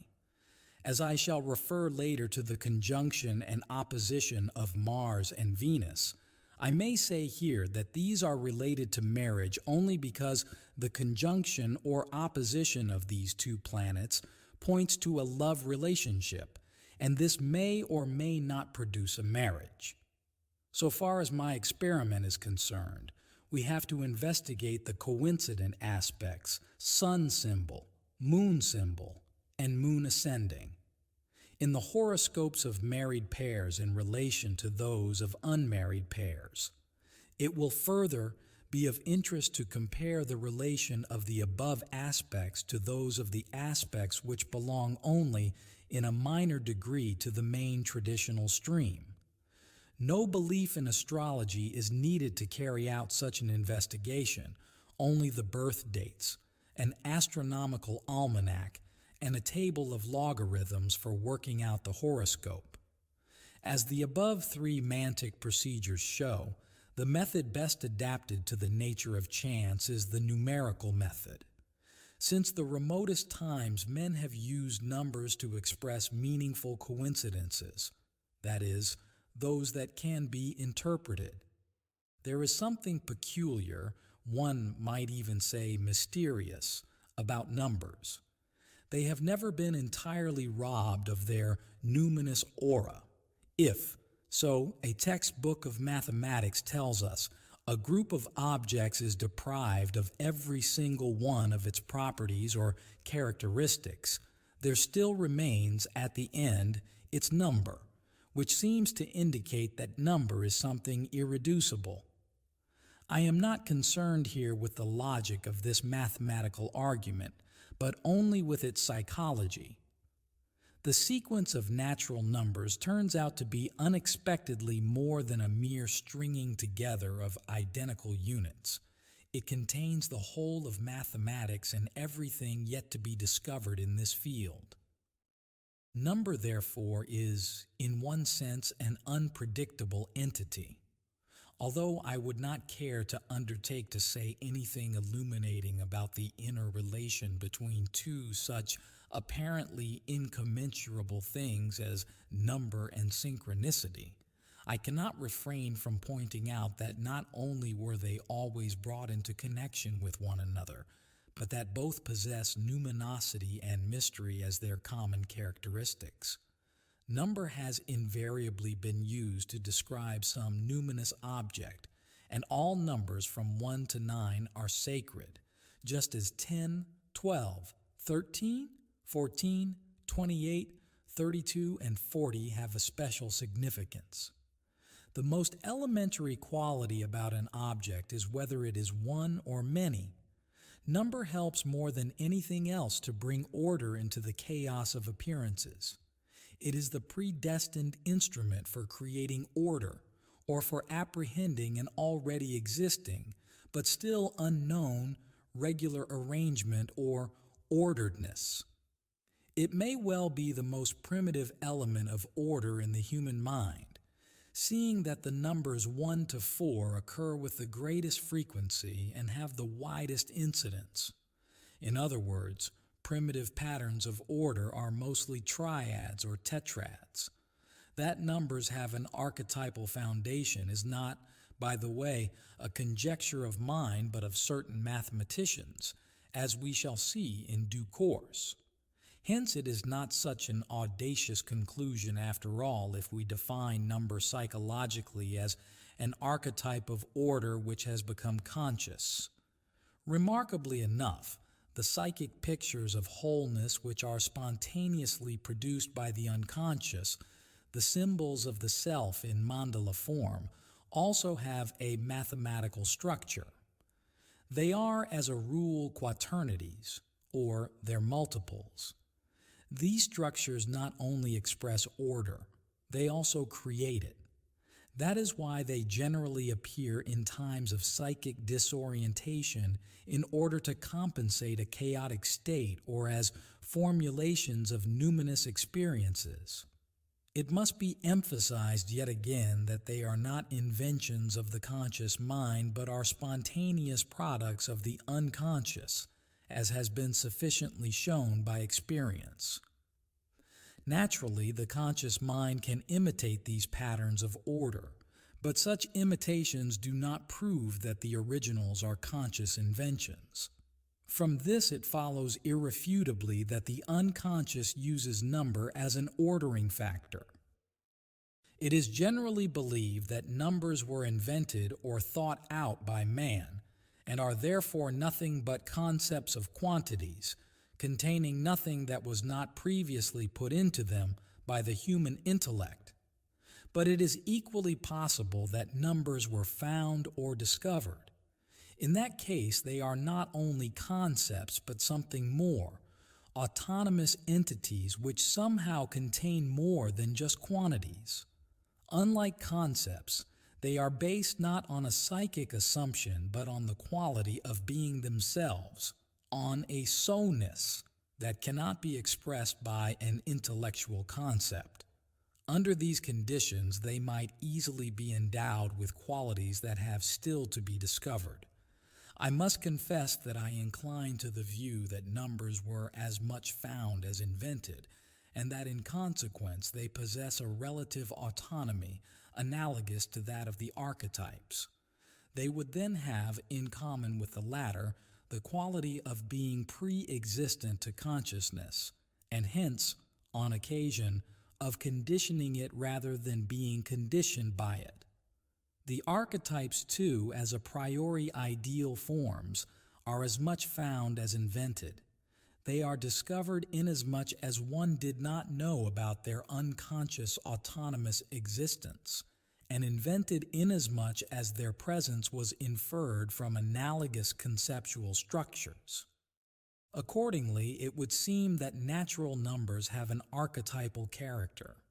If that is so, then not only would certain numbers and combinations of numbers have a relation to and an effect on certain archetypes, but the reverse would also be true.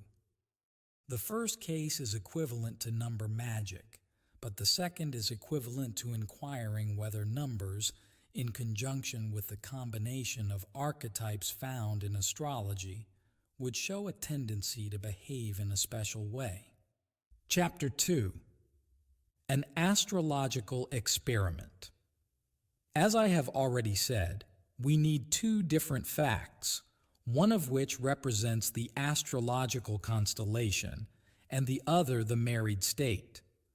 The material to be examined, namely a quantity of marriage horoscopes, was obtained from friendly donors in Zurich, London, Rome, and Vienna. Originally, the material had been put together for purely astrological purposes, some of it many years ago, so that those who gathered the material knew of no connection between its collection and the aim of the present study, a fact which I stress because it might be objected that the material was specially selected with that aim in view. This was not so. The sample was a random one. The horoscopes, or rather the birth data, were piled up in chronological order just as the post brought them in. When the horoscopes of 180 married pairs had come in, there was a pause in the collection, during which the 360 horoscopes were worked out. This first batch was used to conduct a pilot investigation, as I wanted to test out the methods to be employed. Since the material had been collected originally in order to test the empirical foundations of this intuitive method, a few more general remarks may not be out of place concerning the considerations which prompted the collection of the material. Marriage is a clear-cut fact, although its psychological content shows every conceivable variation. According to the astrological view, it is precisely this fact of marriage that expresses itself markedly in the horoscopes. The possibility that the individuals characterized by the horoscopes married one another, so to say, by accident will necessarily recede into the background. All external factors seem capable of astrological evaluation, but only inasmuch as they are represented psychologically. Owing to the very large number of characterological variations, we would hardly expect marriage to be characterized by only one astrological configuration. Rather, if astrological assumptions are at all correct, there will be several configurations that point to a predisposition in the choice of a marriage partner. In this connection, I must call the reader's attention to the well-known correspondence between the sunspot periods and the mortality curve. The connecting link appears to be the disturbances of the Earth's magnetic field, which in their turn are due to fluctuations in the proton radiation from the Sun. These fluctuations also have an influence on radio weather by disturbing the ionosphere that reflects the radio waves. Investigation of these disturbances seems to indicate that the conjunctions, oppositions, and quadratic aspects of the planets play a considerable part in increasing the proton radiation and thus causing electromagnetic storms. On the other hand, the astrologically favorable trigonal and sextile aspects have been reported to produce uniform radio weather. These observations give us an unexpected glimpse into a possible causal basis for astrology. At all events, this is certainly true of Kepler's weather astrology, but it is also possible that, over and above the already established physiological effects of proton radiation, psychic effects can occur which would rob astrological statements of their chance nature and bring them within range of a causal explanation. Although nobody knows what the validity of a nativity horoscope rests on, it is just conceivable that there is a causal connection between the planetary aspects and the psychophysiological disposition. One would therefore do well not to regard the results of astrological observation as synchronistic phenomena, but to take them as possibly causal in origin. For wherever a cause is even remotely thinkable, synchronicity becomes an exceedingly doubtful proposition. For the present, at any rate, we have insufficient grounds for believing that the astrological results are more than mere chance, or that statistics involving large numbers yield a statistically significant result. As large-scale studies are lacking, I decided to investigate the empirical basis of astrology, using a large number of horoscopes of married pairs just to see what kind of figures would turn up. Pilot investigation. With the first batch assembled, I turned first to the conjunctions and oppositions of Sun and Moon, two aspects regarded in astrology as being about equally strong, though in opposite senses, i.e., as signifying intensive relations between the heavenly bodies. With the male and female ascending, and descending conjunctions and oppositions, they yield 50 different aspects. The reasons why I chose these combinations will be clear to the reader from my remarks on the astrological traditions in the previous chapter. I have only to add here that of the conjunctions and oppositions, those of Mars and Venus are far less important than the rest, as will readily be appreciated from the following consideration.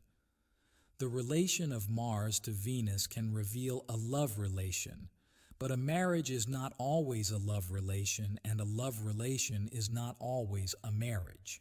My aim in including the conjunction and opposition of Mars and Venus was therefore to compare them with the other conjunctions and oppositions.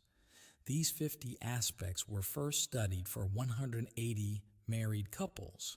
It is clear that these 180 men and 180 women can also be paired off into unmarried couples.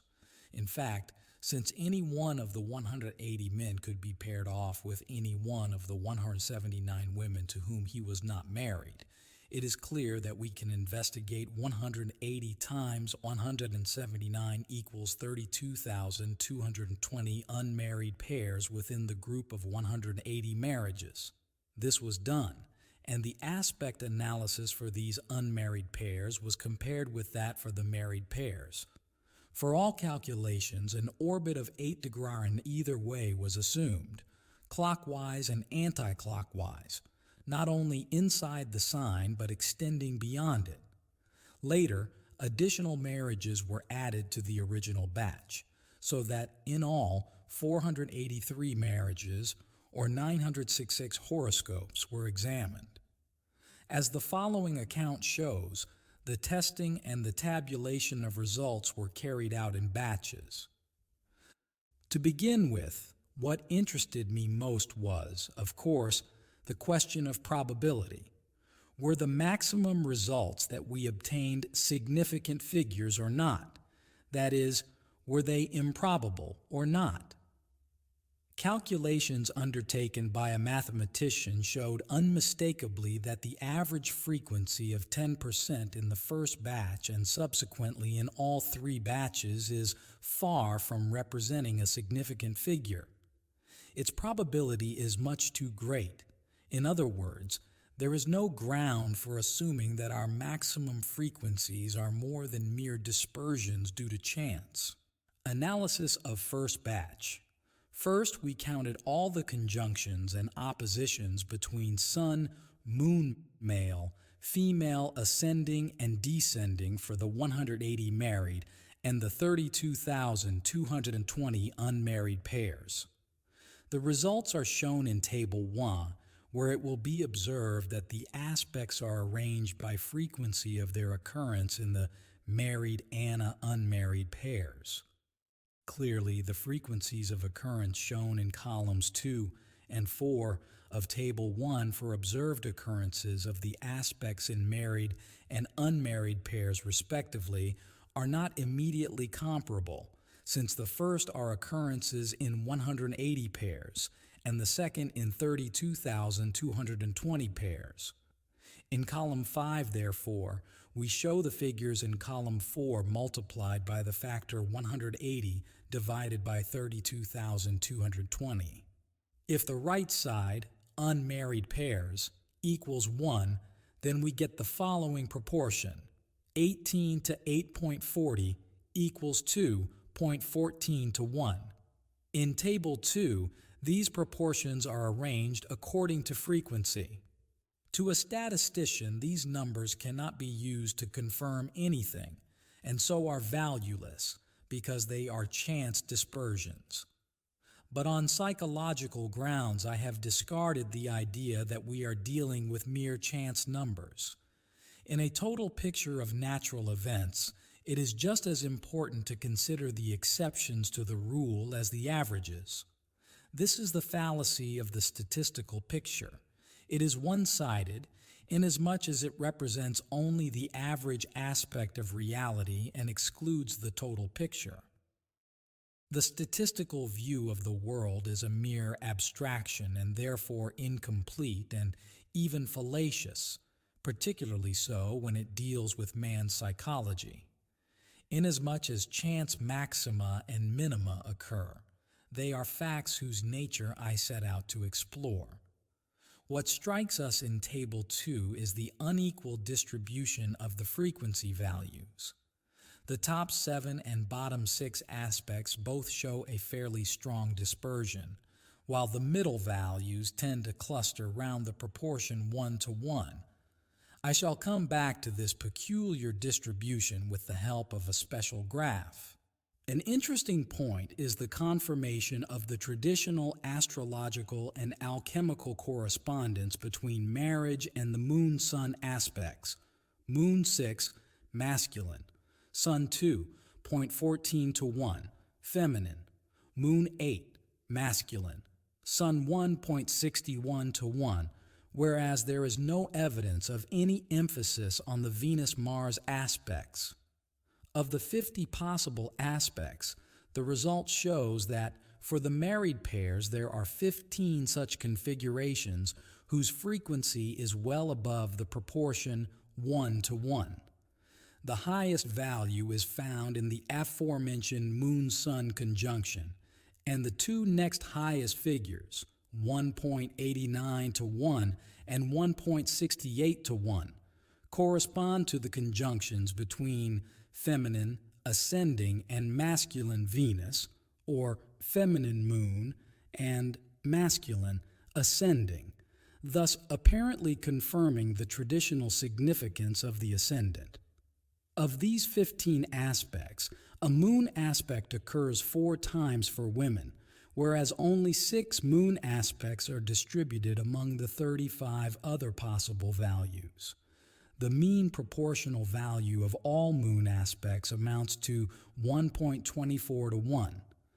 The average value of the 4 just cited in the table amounts to 1.74:1, as compared with 1.24:1 for all moon aspects. The moon seems to be less emphasized for men than for women. For men, the corresponding role is played not by the sun, but by the ascending-descending axis. In the first 15 aspects of Table 2, these aspects occur 6 times for men and only twice for women. In the former case, they have an average value of 1.42:1, as compared with 1.22:1 for all masculine aspects between ascending or descending on the one hand and one of the 4 heavenly bodies on the other. Figures 2 and 3 give a graphic representation of the values listed in Figure 1 from the point of view of the dispersion of aspects. This arrangement enables us not only to visualize the dispersions in the frequency of occurrence of the different aspects, but also to make a rapid estimate of the mean number of occurrences per aspect using the median as an estimator, whereas in order to get the arithmetic mean, we have to total the aspect frequencies and divide by the number of aspects. The median frequency is found by counting down the histogram to a point where half the squares are counted and half are still to count. Since there are 50 squares in this case, the median is seen to be 8.0. Since 25 squares do not exceed this value and 25 squares do exceed it. For the married pairs, the median amounts to 8 cases, but in the combinations of unmarried persons, it is more, namely 8.4. For the unmarried, the median coincides with the arithmetical mean. Both amount to 8.4, whereas the median for the married is lower than the corresponding mean value of 8.4, which is due to the presence of lower values for the married pairs. A glance at Figure 2 will show that there is a wide dispersion of values, which contrasts strikingly with those clustered round the mean figure of 8.4 in Figure 3. Here, there is not a single aspect with a frequency greater than 9.6, whereas among the married one aspect reaches a frequency of nearly twice as much. Comparison of all batches.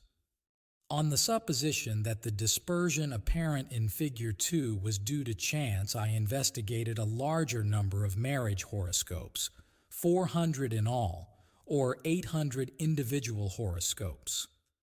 The results of this additional material are shown in Table 3 and set against the 180 cases already discussed, though I have here confined myself to the maximal numbers that clearly exceed the median. Figures are given in percentages. The 180 married couples in the first column show the results of the first collection, while the 220 in the second column were collected more than a year later. The second column not only differs from the first in its aspects, but shows a marked sinking of the frequency values. The only exception is the top number, representing the classical moon conjunction moon. It takes the place of the equally classical moon conjunction sun in the first column. Of the 14 aspects in the first column, only 4 come up again in the second. But of these, no less than 3 are moon aspects, and this is in accord with astrological expectations.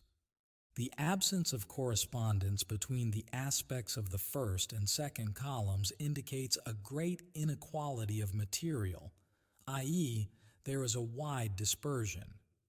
One can see this in the aggregate figures for the 400 married pairs. As a result of the evening out of the dispersion, they all show a marked decrease. These proportions are brought out still more clearly in Table 4. This table shows the frequency figures for the 3 constellations that occur most often: 2 lunar conjunctions and 1 lunar opposition. The highest average frequency, that for the original 180 marriages, is 8.1%. For the 220 collected and worked out later, the average maximum drops to 7.4%, and for the 83 marriages that were added still later, the average amounts to only 5.6%. In the original batches of 180 and 220, the maxima still lie with the same aspects, but in the last batch of 83, the maxima lie with different aspects, namely ascending conjunction moon, sun conjunction female, sun conjunction male, and ascending conjunction ascending. The average maximum for these 4 aspects is 8.7%. This high figure exceeds our highest average of 8.1% for the first batch of 180, which only proves how fortuitous our favorable initial results were. Nevertheless, it is worth pointing out that, amusingly enough, the maximum of 9.6% lies with the ascending conjunction moon aspect, that is to say, with another lunar aspect which is supposed to be particularly characteristic of marriage, a lusus naturae, no doubt, but a very queer one, since according to tradition, the ascendant or horoscopus, together with sun and moon, forms the trinity that determines fate and character. Had one wanted to falsify the statistical findings so as to bring them into line with tradition, one could not have done it more successfully. Table 5 gives the maximal frequencies for unmarried pairs. The first result was obtained by my co-worker, Dr. Liliane Fry-Rohn, putting the men's horoscopes on one side and the women's on the other, and then combining each of the pairs that happened to lie on top. Care was naturally taken that a real married pair was not accidentally combined. The resultant frequency of 7.3 is pretty high in comparison with the much more probable maximal figure for the 32,220 unmarried pairs, which is only 5.3. This first result seemed to me somewhat suspicious.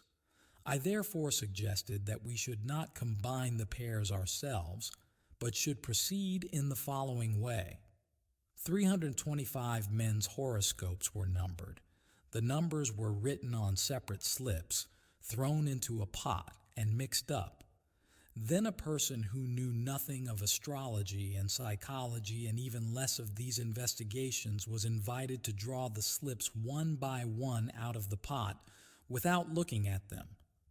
The numbers were each combined with the topmost on the pile of women's horoscopes, care being again taken that married pairs did not accidentally come together. In this way, 325 artificial pairs were obtained. The resultant 6.5 is rather nearer to probability. Still more probable is the result obtained for the 400 unmarried pairs. Even so, this figure, 6.2, is still too high.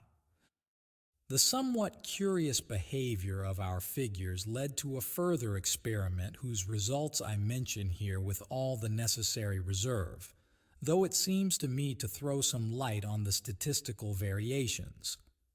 It was made with 3 people whose psychological status was accurately known. The experiment consisted in taking 400 marriage horoscopes at random and providing 200 of them with numbers. 20 of these were then drawn by lot by the subject. These 20 married pairs were examined statistically for our 50 marriage characteristics. The first subject was a woman patient who, at the time of the experiment, found herself in a state of intense emotional excitement.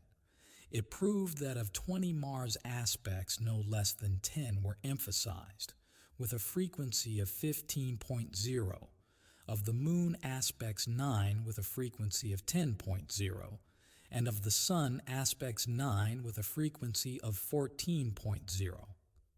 The classical significance of Mars lies in his emotionality, in this case supported by the masculine Sun. As compared with our general results, there is a predominance of the Mars aspects, which fully agrees with the psychic state of the subject. The second subject was a woman patient whose main problem was to realize and assert her personality in the face of her self-suppressive tendencies. In this case, the axial aspects, ascending, descending, which are supposed to be characteristic of the personality, came up 12 times with a frequency of 20.0, and the Moon aspects with a frequency of 18.0. This result, astrologically considered, was in full agreement with the subject's actual problems. The third subject was a woman with strong inner oppositions whose union and reconciliation constituted her main problem. The Moon aspects came up 14 times with a frequency of 20.0, the Sun aspects 12 times with a frequency of 15.0, and the axial aspects 9 times with a frequency of 14.0. The classical conjunctio solis et lunae as the symbol of the union of opposites is clearly emphasized. In all these cases, the selection by lot of marriage horoscopes proves to have been influenced, and this fits in with our experience of the I Ching and other mantic procedures. Although all these figures lie well within the limits of probability and cannot therefore be regarded as anything more than chance, their variation, which each time corresponds surprisingly well with the psychic state of the subject, still gives one food for thought. The psychic state was characterized as a situation in which insight and decision come up against the insurmountable barrier of an unconscious opposed to the will. This relative defeat of the powers of the conscious mind constellates the moderating archetype, which appears in the first case as Mars, the emotional maleficus, in the second case as the equilibrating axial system that strengthens the personality, and in the third case as the hieros gamos, or conjunctio of supreme opposites. The psychic and the physical event, namely the subject's problems and choice of horoscope, correspond, it would seem, to the nature of the archetype in the background and could therefore represent a synchronistic phenomenon. Inasmuch as I am not very well up in the higher mathematics, and had therefore to rely on the help of a professional, I asked Professor Marcus Fiertz of Basel to calculate the probability of my maximal numbers. This he very kindly did, and using the Poisson distribution he arrived at a probability of approximately 1 out of 10,000. Later, on checking the calculation, he found an error whose correction raised the probability to 1 out of 1,500. From this it is clear that although our best results, Moon conjunction Sun and Moon conjunction Moon, are fairly improbable in practice, they are theoretically so probable that there is little justification for regarding the immediate results of our statistics as anything more than chance.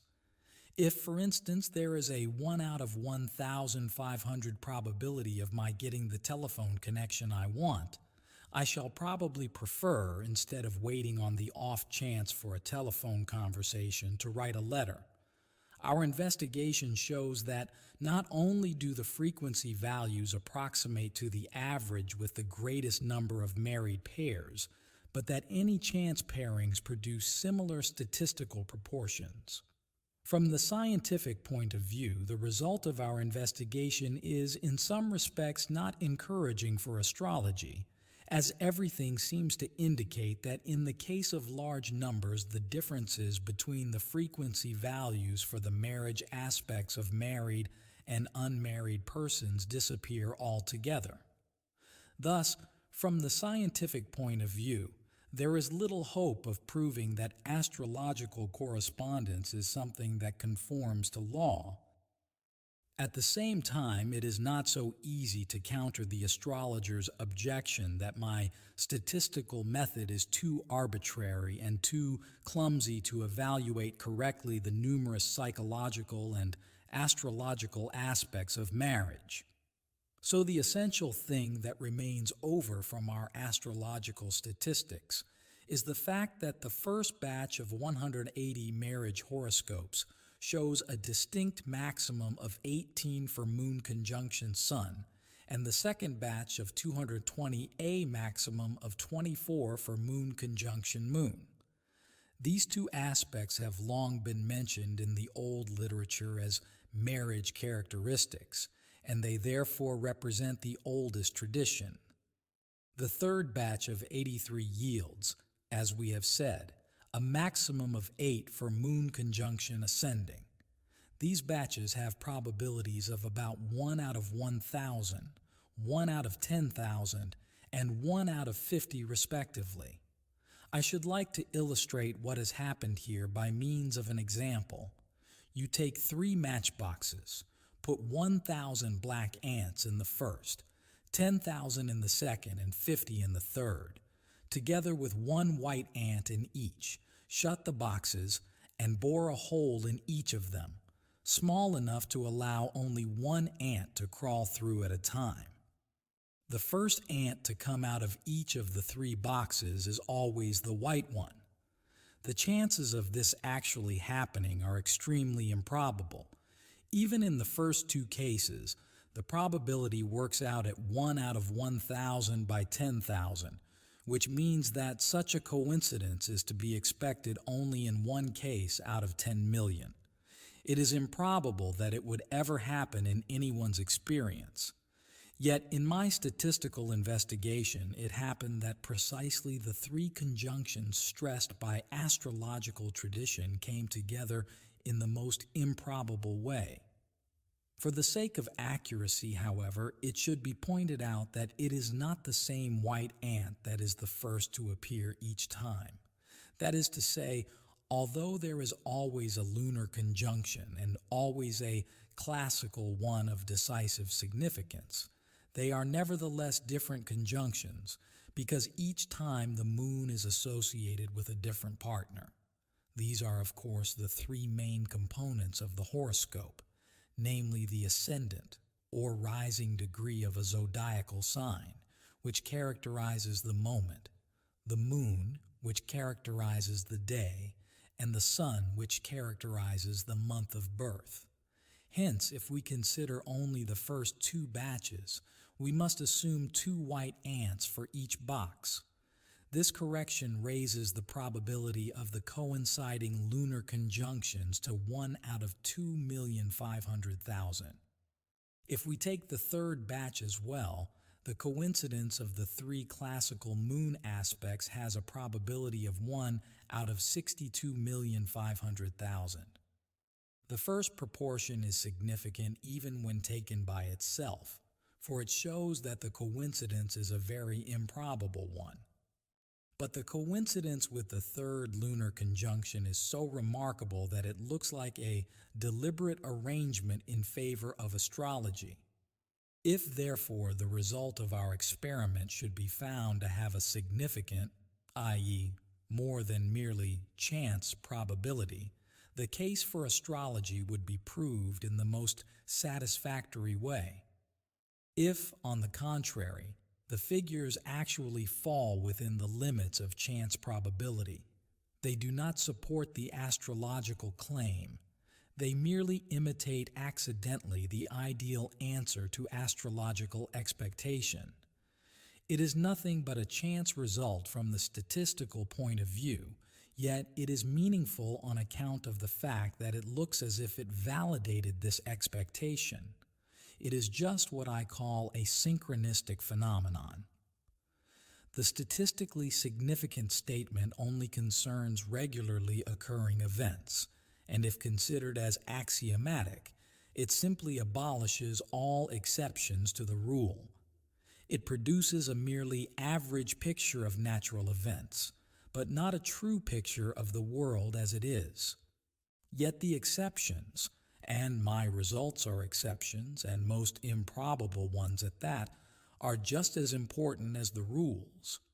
Statistics would not even make sense without the exceptions. There is no rule that is true under all circumstances, for this is the real and not a statistical world, because the statistical method shows only the average aspects. It creates an artificial and predominantly conceptual picture of reality. That is why we need a complementary principle for a complete description and explanation of nature. If we now consider the results of Rhine's experiments, and particularly the fact that they depend in large measure on the subject's active interest, we can regard what happened in our case as a synchronistic phenomenon.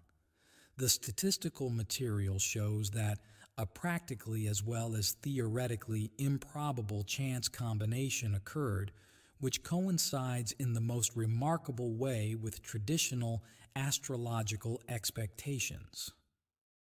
That such a coincidence should occur at all is so improbable and so incredible that nobody could have dared to predict anything like it. It really does look as if the statistical material had been manipulated and arranged so as to give the appearance of a positive result. The necessary emotional and archetypal conditions for a synchronistic phenomenon were already given, since it is obvious that both my co-worker and myself had a lively interest in the outcome of the experiment, and apart from that, the question of synchronicity had been engaging my attention for many years. What seems in fact to have happened, and seems often to have happened, bearing in mind the long astrological tradition, is that we got a result which has presumably turned up many times before in history. Had the astrologers, with but few exceptions, concerned themselves more with statistics and questioned the justice of their interpretations in a scientific spirit, they would have discovered long ago that their statements rested on a precarious foundation. But I imagine that in their case too, as with me, a secret mutual connivance existed between the material and the psychic state of the astrologer. This correspondence is simply there like any other agreeable or annoying accident, and it seems doubtful to me whether it can be proved scientifically to be anything more than that. One may be fooled by coincidence, but one has to have a very thick skin not to be impressed by the fact that out of 50 possibilities, 3 times precisely those turned up as maxima, which are regarded by tradition as typical. As though to make this startling result even more impressive, we found that use had been made of unconscious deception. On first working out the statistics, I was put off the trail by a number of errors, which I fortunately discovered in time.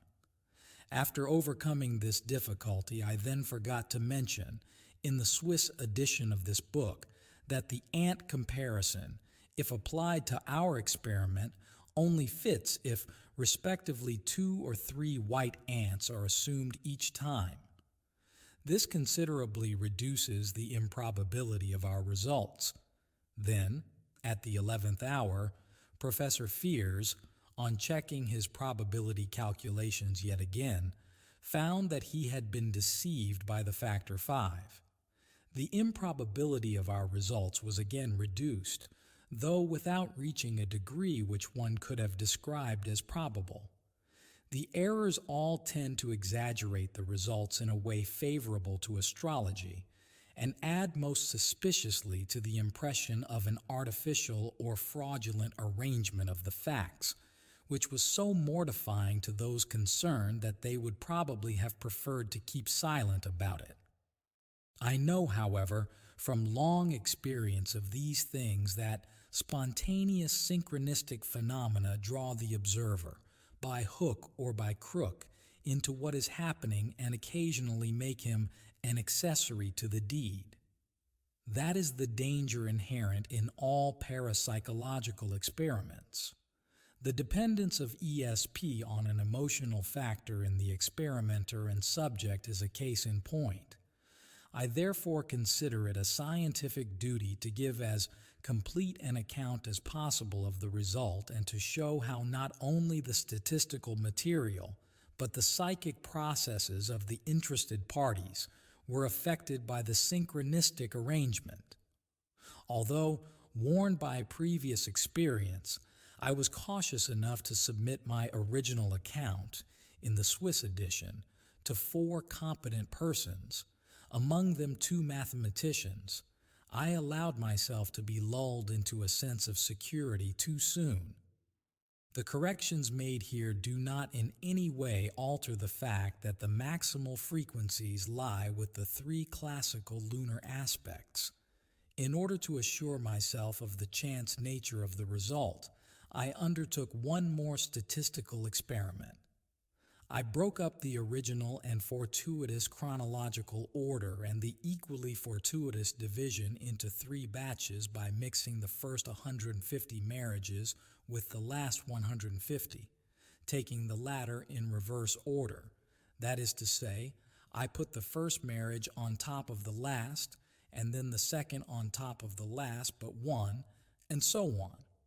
Then I divided the 300 marriages into 3 batches of 100. The result was as follows. The result of the first batch is amusing insofar as only 15 of the 300 marriages have none of the 50 selected aspects in common. The second batch yields 2 maxima, of which the second again represents a classical conjunction. The third batch yields a maximum for moon conjunction ascending, which we already know as the third classical conjunction. The total result shows that another chance arrangement of the marriages can easily produce a result that deviates from the earlier total, but still does not quite prevent the classical conjunctions from turning up. The result of our experiment tallies with our experience of mantic procedures. One has the impression that these methods, and others like them, create favorable conditions for the occurrence of meaningful coincidences. It is quite true that the verification of synchronistic phenomena is a difficult and sometimes impossible task. Rhine's achievement in demonstrating, with the help of unexceptionable material, the coincidence of a psychic state with a corresponding objective process must therefore be rated all the higher. Despite the fact that the statistical method is in general highly unsuited to do justice to unusual events, Rhine's experiments have nevertheless withstood the ruinous influence of statistics. Their results must therefore be taken into account in any assessment of synchronistic phenomena. In view of the leveling influence which the statistical method has on the quantitative determination of synchronicity, we must ask how it was that Rhine succeeded in obtaining positive results. I maintain that he would never have got the results he did if he had carried out his experiments with a single subject or only a few. He needed a constant renewal of interest, an emotion with its characteristic abasement mental, which tips the scales in favor of the unconscious. Only in this way can space and time be relativized to a certain extent, thereby reducing the chances of a causal process. What then happens is a kind of creatio ex nihilo, an act of creation that is not causally explicable. The mantic procedures owe their effectiveness to this same connection with emotionality. By touching an unconscious aptitude, they stimulate interest, curiosity, expectation, hope, and fear, and consequently evoke a corresponding preponderance of the unconscious. The effective, numinous potencies in the unconscious are the archetypes. By far the greatest number of spontaneous synchronistic phenomena that I have had occasion to observe and analyze can easily be shown to have a direct connection with an archetype. This, in itself, is an irrepresentable psychoid factor of the collective unconscious. The latter cannot be localized, since it is either complete in principle in every individual or is found to be the same everywhere. You can never say with certainty whether what appears to be going on in the collective unconscious of a single individual is not also happening in other individuals or organisms or things or situations. When, for instance, the vision arose in Swedenborg's mind of a fire in Stockholm, there was a real fire raging there at the same time, without there being any demonstrable or even thinkable connection between the two. I certainly would not like to undertake to prove the archetypal connection in this case. I would only point to the fact that in Swedenborg's biography there are certain things which throw a remarkable light on his psychic state.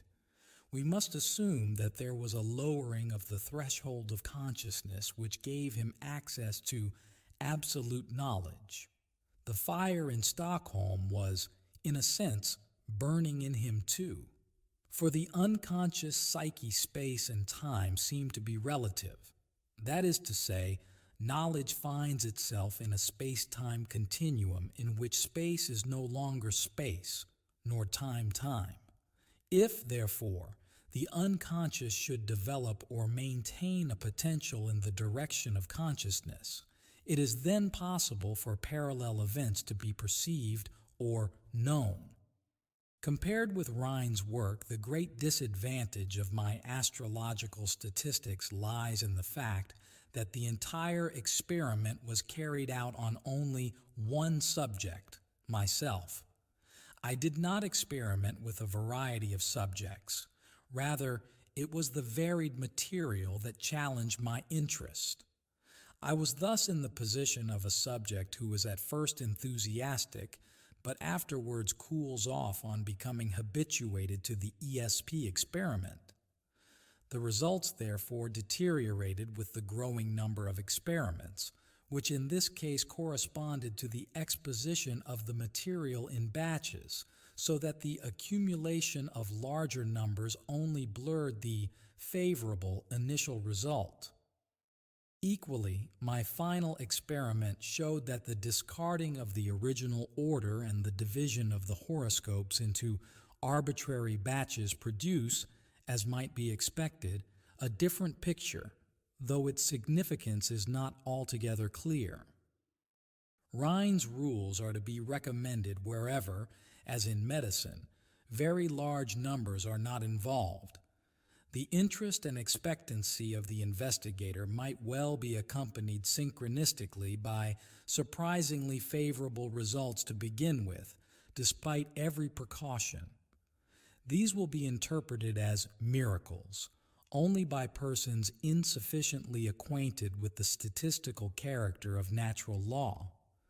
If, and it seems plausible, the meaningful coincidence or cross-connection of events cannot be explained causally, then the connecting principle must lie in the equal significance of parallel events.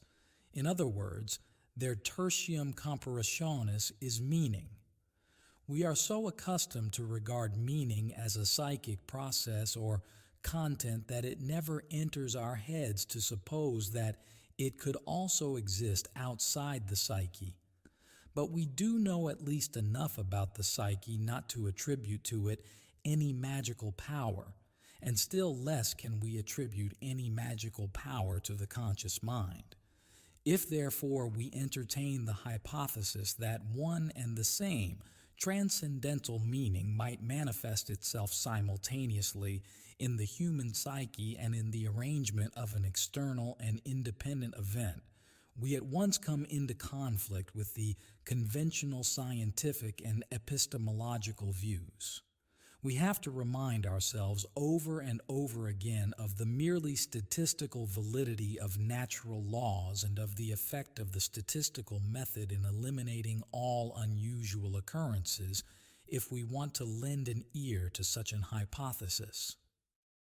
The great difficulty is that we have absolutely no scientific means of proving the existence of an objective meaning which is not just a psychic product. We are, however, driven to some such assumption unless we want to regress to a magical causality and ascribe to the psyche a power that far exceeds its empirical range of action. In that case, we should have to suppose, if we don't want to let causality go, either that Swedenborg's unconscious staged the Stockholm fire, or conversely that the objective event activated in some quite inconceivable manner the corresponding images in Swedenborg's brain. In either case, we come up against the unanswerable question of transmission discussed above. It is, of course, entirely a matter of subjective opinion which hypothesis is felt to make more sense. Nor does tradition help us much in choosing between magical causality and transcendental meaning, because on the one hand, the primitive mentality has always explained synchronicity as magical causality right down to our own day, and on the other hand, philosophy assumed a secret correspondence or meaningful connection between natural events until well into the 18th century. I prefer the latter hypothesis because it does not, like the first, conflict with the empirical concept of causality and can count as a principle sui generis. That obliges us, not indeed to correct the principles of natural explanation as hitherto understood, but at least to add to their number, an operation which only the most cogent reasons could justify. I believe, however, that the hints I have given in the foregoing constitute an argument that needs thorough consideration. Psychology, of all the sciences, cannot in the long run afford to overlook such experiences. These things are too important for an understanding of the unconscious, quite apart from their philosophical implications. Appendix to Chapter 2. The following notes have been compiled by the editors on the basis of Professor Fears's mathematical argument, of which he kindly furnished a précis. These represent his latest thoughts on the topic. These data are presented here for the benefit of readers with a special interest in mathematics or statistics who want to know how the figures in the text were arrived at. Since an orbit of 8 degrees was taken as the basis of Professor Jung's calculations for the estimation of conjunctions and oppositions, it follows that, for a particular relation between two heavenly bodies to be called a conjunction, one of them must lie within an arc of 16 degrees. Since the only concern was to test the character of the distribution, an arc of 15 degrees was taken for convenience. Now, all positions on a circle of 360 degrees are equally probable, so the probability EA that the heavenly body will lie on an arc of 15 degrees is this probability AA holds for every aspect. Let n be the number of particular aspects that will occur in n married pairs if the probability that it will occur in one married pair be A.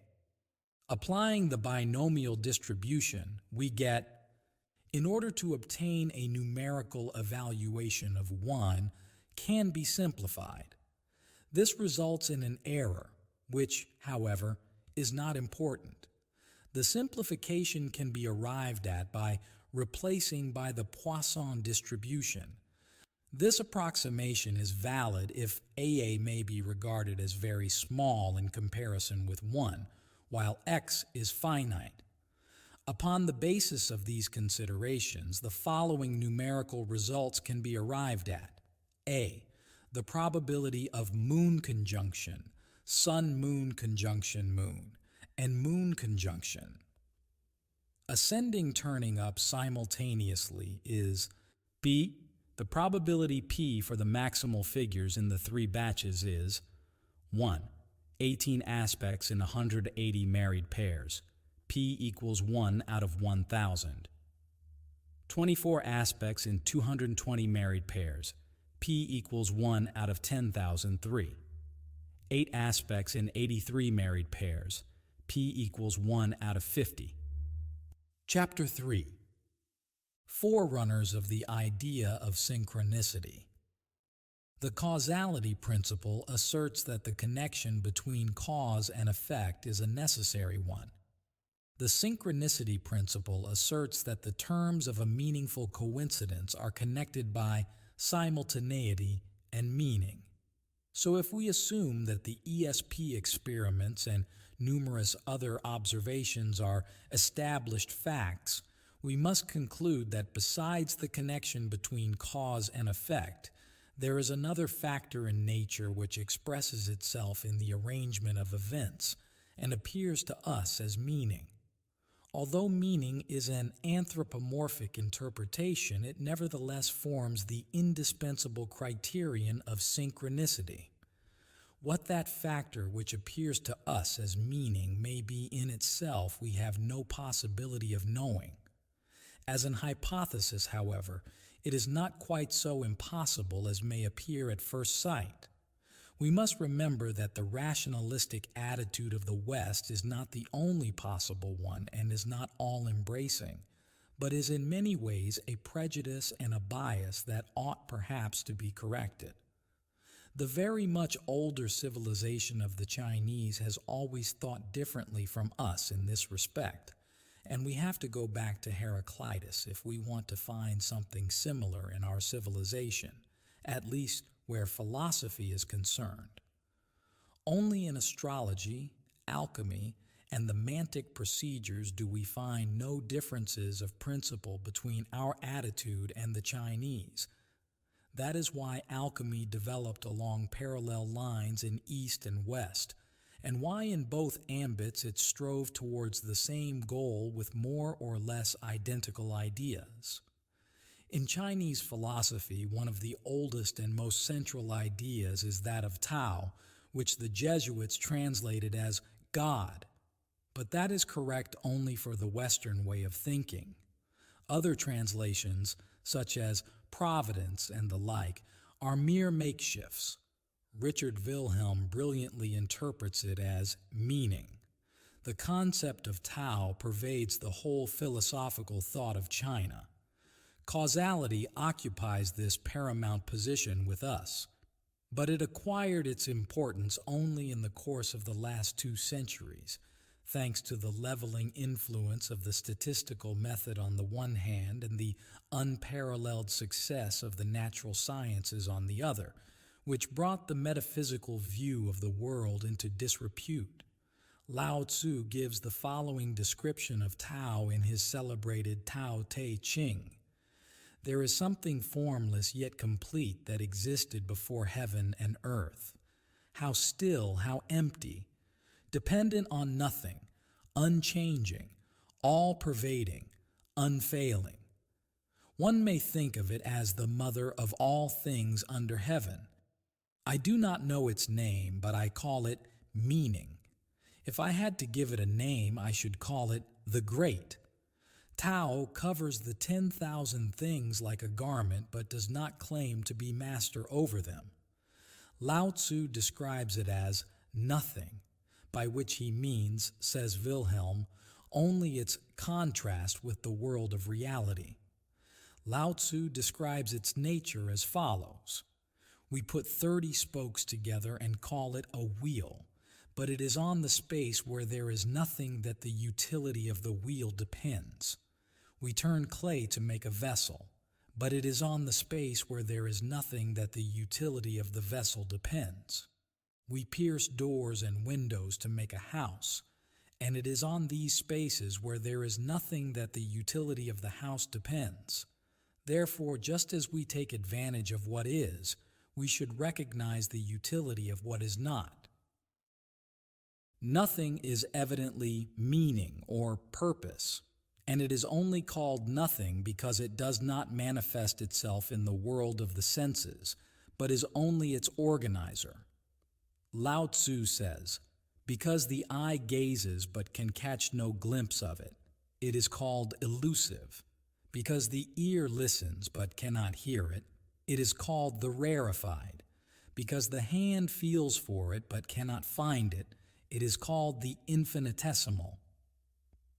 These are called the shapeless shapes, forms without form, vague semblances. Go towards them, and you can see no front. Go after them, and you see no rear. Wilhelm describes it as a borderline conception lying at the extreme edge of the world of appearances. In it, the opposites cancel out in non-discrimination, but are still potentially present.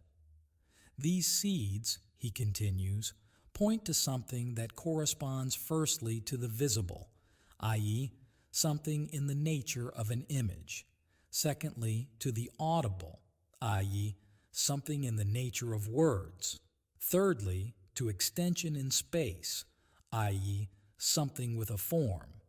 But these three things are not clearly distinguished and definable. They are a non-spatial and non-temporal unity, having no above and below or front and back. As the Tao Te Ching says, incommensurable, impalpable, yet latent in it are forms. Impalpable, incommensurable, yet within it are entities. Shadowy it is and dim. Reality, thinks Wilhelm, is conceptually knowable because, according to the Chinese view, there is in all things a latent rationality. This is the basic idea underlying meaningful coincidence. It is possible because both sides have the same meaning. Where meaning prevails, order results. Tao is eternal, but has no name. The uncarved block, though seemingly of small account, is greater than anything under heaven. If the kings and barons would but possess themselves of it, the 10,000 creatures would flock to do them homage. Heaven and earth would conspire to send sweet dew. Without law or compulsion, men would dwell in harmony. Tao never does, yet through it all things are done. Heaven's net is wide. Coarse are the meshes, yet nothing slips through. Chuang Tzu, a contemporary of Plato's, says of the psychological premises on which Tao is based, the state in which ego and non-ego are no longer opposed is called the pivot of Tao.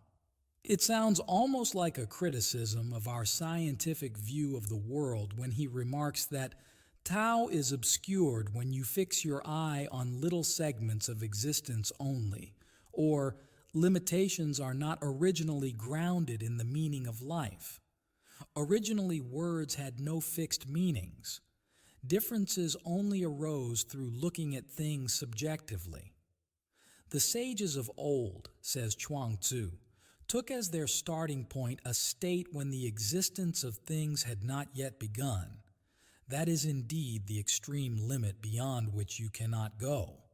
The next assumption was that though things existed, they had not yet begun to be separated. The next, that though things were separated in a sense, affirmation and negation had not yet begun. When affirmation and negation came into being, Tao faded. After Tao faded, then came one-sided attachments. Outward hearing should not penetrate further than the ear. The intellect should not seek to lead a separate existence. Thus the soul can become empty and absorb the whole world. It is Tao that fills this emptiness. If you have insight, says Chuang Tzu, you use your inner eye, your inner ear to pierce to the heart of things, and have no need of intellectual knowledge. This is obviously an allusion to the absolute knowledge of the unconscious, and to the presence in the microcosm of macrocosmic events. This Taoistic view is typical of Chinese thinking. It is, whenever possible, a thinking in terms of the whole, a point also brought out by Marcel Granet, the eminent authority on Chinese psychology. This peculiarity can be seen in ordinary conversation with the Chinese. What seems to us a perfectly straightforward, precise question about some detail evokes from the Chinese thinker an unexpectedly elaborate answer, as though one had asked him for a blade of grass and got a whole meadow in return. With us, details are important for their own sakes. For the Oriental mind, they always complete a total picture. In this totality, as in primitive or in our own medieval pre-scientific psychology, still very much alive, are included things which seem to be connected with one another only by chance, by a coincidence whose meaningfulness appears altogether arbitrary. This is where the theory of correspondentia comes in, which was propounded by the natural philosophers of the Middle Ages, and particularly the classical idea of the sympathy of all things. Hippocrates says, "There is one common flow, one common breathing. All things are in sympathy." The whole organism and each one of its parts are working in conjunction for the same purpose. The great principle extends to the extremist part, and from the extremist part it returns to the great principle, to the one nature, being and not being. The universal principle is found even in the smallest particle, which therefore corresponds to the whole. In this connection, there is an interesting idea in Philo, 25 BC AD 42. God, being minded to unite in intimate and loving fellowship the beginning and end of created things, made heaven the beginning and man the end, the one the most perfect of imperishable objects of sense, the other the noblest of things earth-born and perishable, being, in very truth, a miniature heaven. He bears about within himself, like holy images, endowments of nature that correspond to the constellations. For since the corruptible and the incorruptible are by nature contrary the one to the other, God assigned the fairest of each sort to the beginning and the end, heaven, as I have said, to the beginning, and man to the end. Here the great principle or beginning, heaven, is infused into man, the microcosm, who reflects the star-like natures, and thus, as the smallest part and end of the work of Creadon, contains the whole. According to Theophrastus, 371-288 BC, the supersensuous and the sensuous are joined by a bond of community. This bond cannot be mathematics, so must presumably be God. Similarly, in Plotinus, the individual souls born of the one world soul are related to one another by sympathy or antipathy, regardless of distance. Similar views are to be found in Pico della Mirandola. Firstly, there is the unity in things whereby each thing is at one with itself, consists of itself, and coheres with itself. Secondly, there is the unity whereby one creature is united with the others, and all parts of the world constitute one world.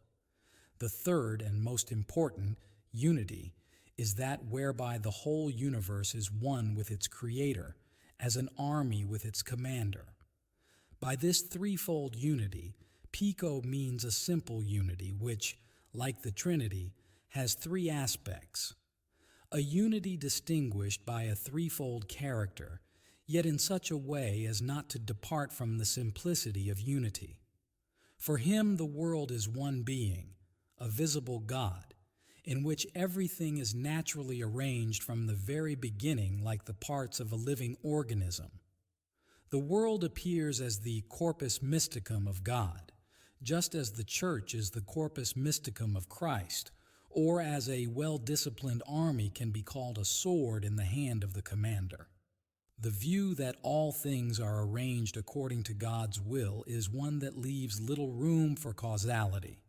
Just as in a living body the different parts work in harmony and are meaningfully adjusted to one another, so events in the world stand in a meaningful relationship which cannot be derived from any immanent causality.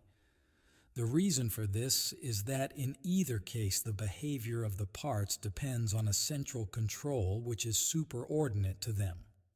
In his treatise De Hominis Dignitate Pico says, "The Father implanted in man at birth seeds of all kinds and the germs of original life. Just as God is the copula of the world, so within the created world is man.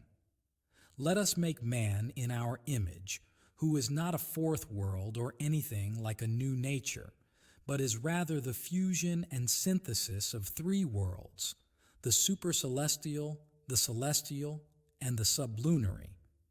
In body and spirit man is the little God of the world, the microcosm. Like God, therefore, man is a center of events, and all things revolve about him. This thought, so utterly strange to the modern mind, dominated man's picture of the world until a few generations ago, when natural science proved man's subordination to nature and his extreme dependence on causes. The idea of a correlation between events and meaning, now assigned exclusively to man, was banished to such a remote and benighted region that the intellect lost track of it altogether. Schopenhauer remembered it somewhat belatedly after it had formed one of the chief items in Leibniz's scientific explanations. By virtue of his microcosmic nature, man is a son of the firmament or macrocosm. I am a star traveling together with you, the initiate confesses in the Mithraic liturgy. In alchemy, the microcosmos has the same significance as the rotundum, a favorite symbol since the time of Zosimos of Panopolis, which was also known as the monad. The idea that the inner and outer man together form the whole, the olomelie of Hippocrates, a microcosm or smallest part wherein the great principle is undividedly present, also characterizes the thought of Agrippa von Nettesheim. He says, "It is the unanimous consent of all Platonists that as in the archetypal world all things are in all, so also in this corporeal world all things are in all, albeit in different ways, according to the receptive nature of each. Thus the elements are not only in these inferior bodies, but also in the heavens, in stars, in divels, in angels, and lastly in God, the Maker and archetype of all things." The ancients had said, all things are full of gods. These gods were divine powers which are diffused in things.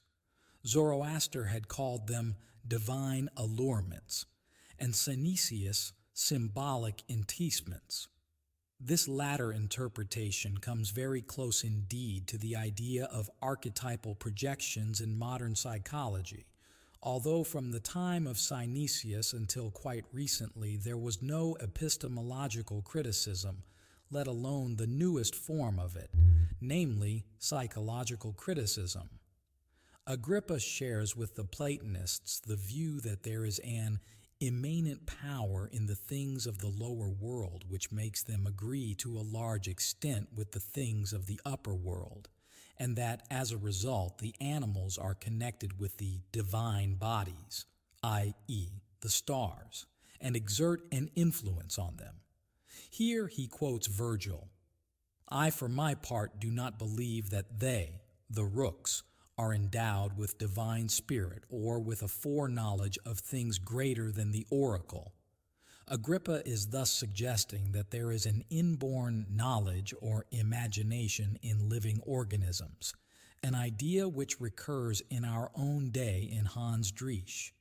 Whether we like it or not, we find ourselves in this embarrassing position as soon as we begin seriously to reflect on the teleological processes in biology or to investigate the compensatory function of the unconscious, not to speak of trying to explain the phenomenon of synchronicity.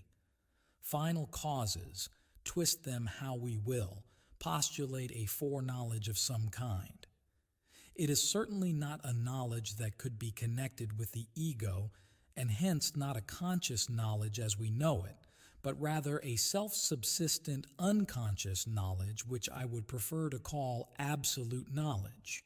It is not cognition, but, as Leibniz so excellently calls it, a perceiving which consists, or to be more cautious seems to consist, of images, of subjectless simulacra. These postulated images are presumably the same as my archetypes, which can be shown to be formal factors in spontaneous fantasy products. Expressed in modern language, the microcosm which contains the images of all creation would be the collective unconscious. By the spiritus mundi, the ligamentum animae et corporis, the quinta essentia, which he shares with the alchemists, Agrippa probably means what we would call the unconscious. The spirit that penetrates all things, or shapes all things, is the world soul. The soul of the world, therefore, is a certain only thing, filling all things, bestowing all things, binding and knitting together all things, that it might make one frame of the world. Those things in which this spirit is particularly powerful therefore have a tendency to beget their like, in other words, to produce correspondences or meaningful coincidences. Agrippa gives a long list of these correspondences based on the numbers 1 to 12. A similar but more alchemical table of correspondences can be found in a treatise of Aegidius de Vatis. Of these I would only mention the Scala Unitatis, because it is especially interesting from the point of view of the history of symbols. Iod, the first letter of the Tetragrammaton, the divine name, anima mundi, soul, lapis philosophorum, core, Lucifer. I must content myself with saying that this is an attempt to set up a hierarchy of archetypes and that tendencies in this direction can be shown to exist in the unconscious. Agrippa was an older contemporary of Theophrastus Paracelsus and is known to have had a considerable influence on him. So it is not surprising if the thinking of Paracelsus proves to be steeped in the idea of correspondence.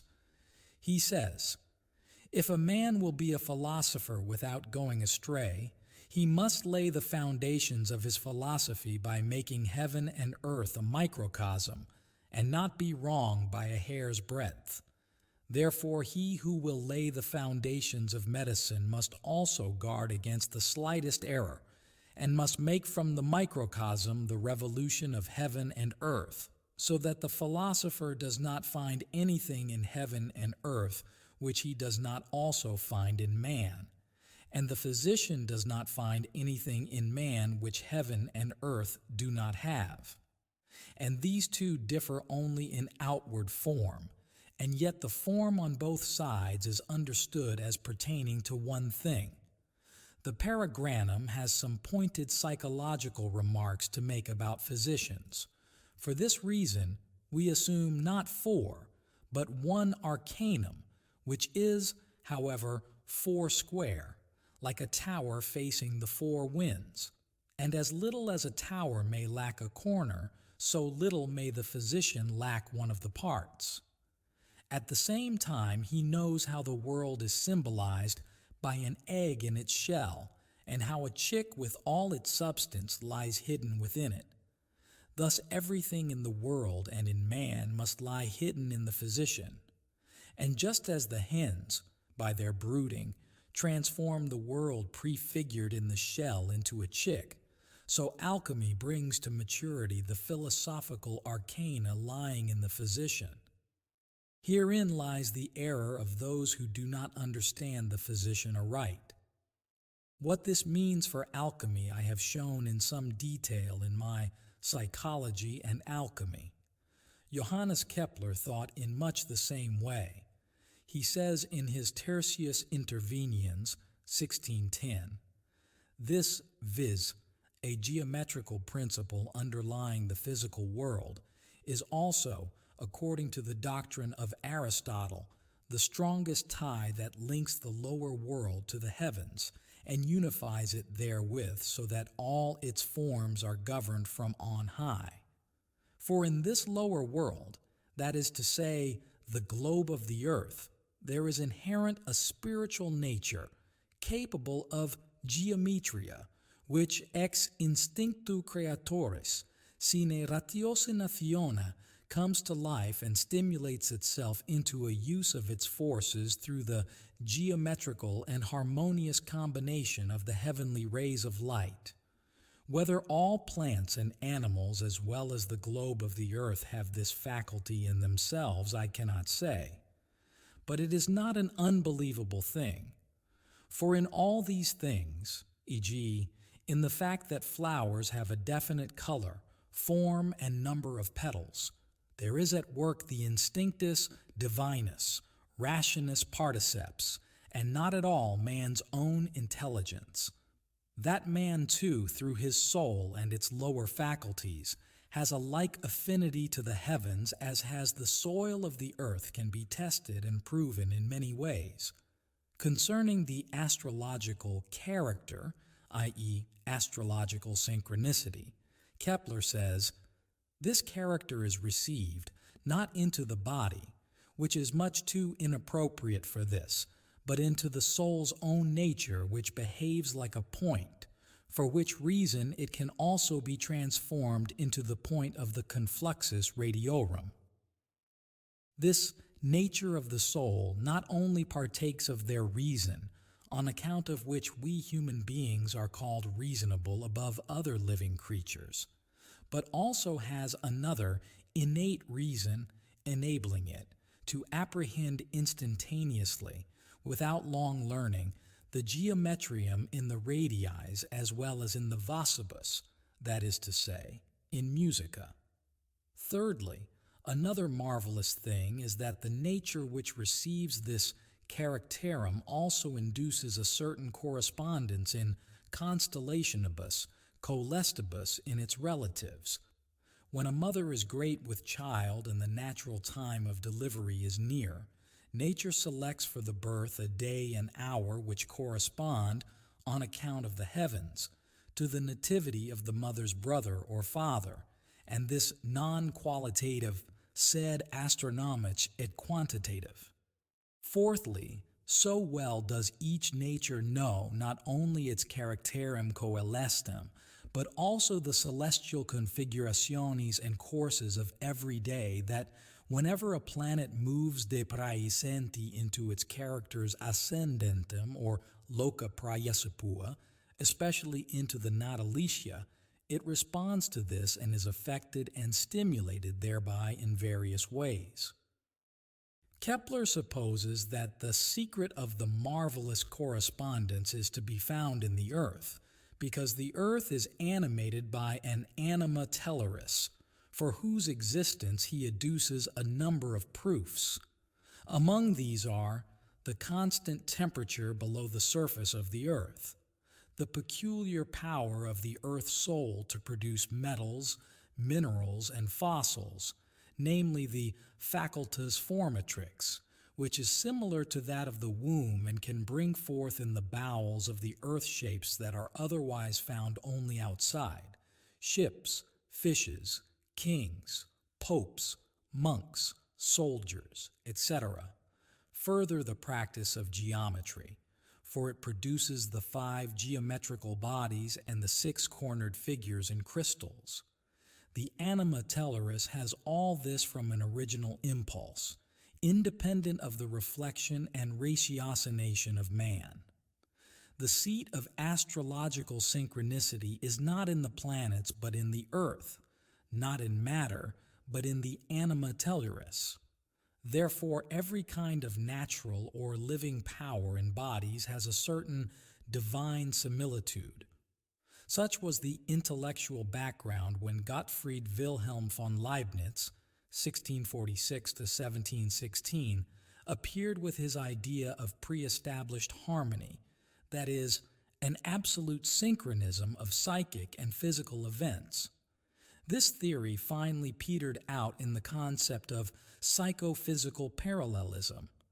Leibniz's pre-established harmony and the above-mentioned idea of Schopenhauer's that the unity of the primal cause produces a simultaneity and interrelationship of events not in themselves causally connected, are at bottom only a repetition of the old peripatetic view, with a modern deterministic coloring in the case of Schopenhauer and a partial replacement of causality by an antecedent order in the case of Leibniz.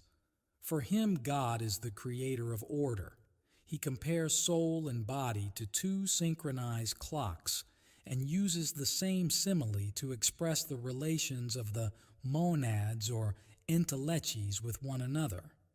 Although the monads cannot influence one another directly because, as he says, they have no windows, relative abolition of causality, they are so constituted that they are always in accord without having knowledge of one another. He conceives each monad to be a little world or active indivisible mirror.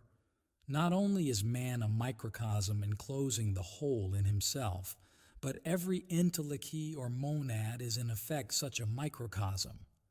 Each simple substance has connections which express all the others. It is a perpetual living mirror of the universe. He calls the monads of living organisms souls. The soul follows its own laws, and the body its own likewise, and they accord by virtue of the harmony pre-established among all substances, since they are all representations of one and the same universe. This clearly expresses the idea that man is a microcosm. Souls in general, says Leibniz, are the living mirrors or images of the universe of created things. He distinguishes between minds on the one hand, which are images of the divinity, capable of knowing the system of the universe, and of imitating something of it by architectonic patterns, each mind being as it were a little divinity in its own department, and bodies on the other hand, which act according to the laws of efficient causes by motions, while the souls act according to the laws of final causes by appetitions, ends, and means. In the monad or soul alterations take place whose cause is the appetition. The passing state, which involves and represents a plurality within the unity or simple substance, is nothing other than what is called perception, says Leibniz. Perception is the inner state of the monad representing external things, and it must be distinguished from conscious apperception. For perception is unconscious. Herein lay the great mistake of the Cartesians, that they took no account of perceptions which are not apperceived. The perceptive faculty of the monad corresponds to the knowledge, and its appetitive faculty to the will that is in God. It is clear from these quotations that besides the causal connection, Leibniz postulates a complete pre-established parallelism of events both inside and outside the monad.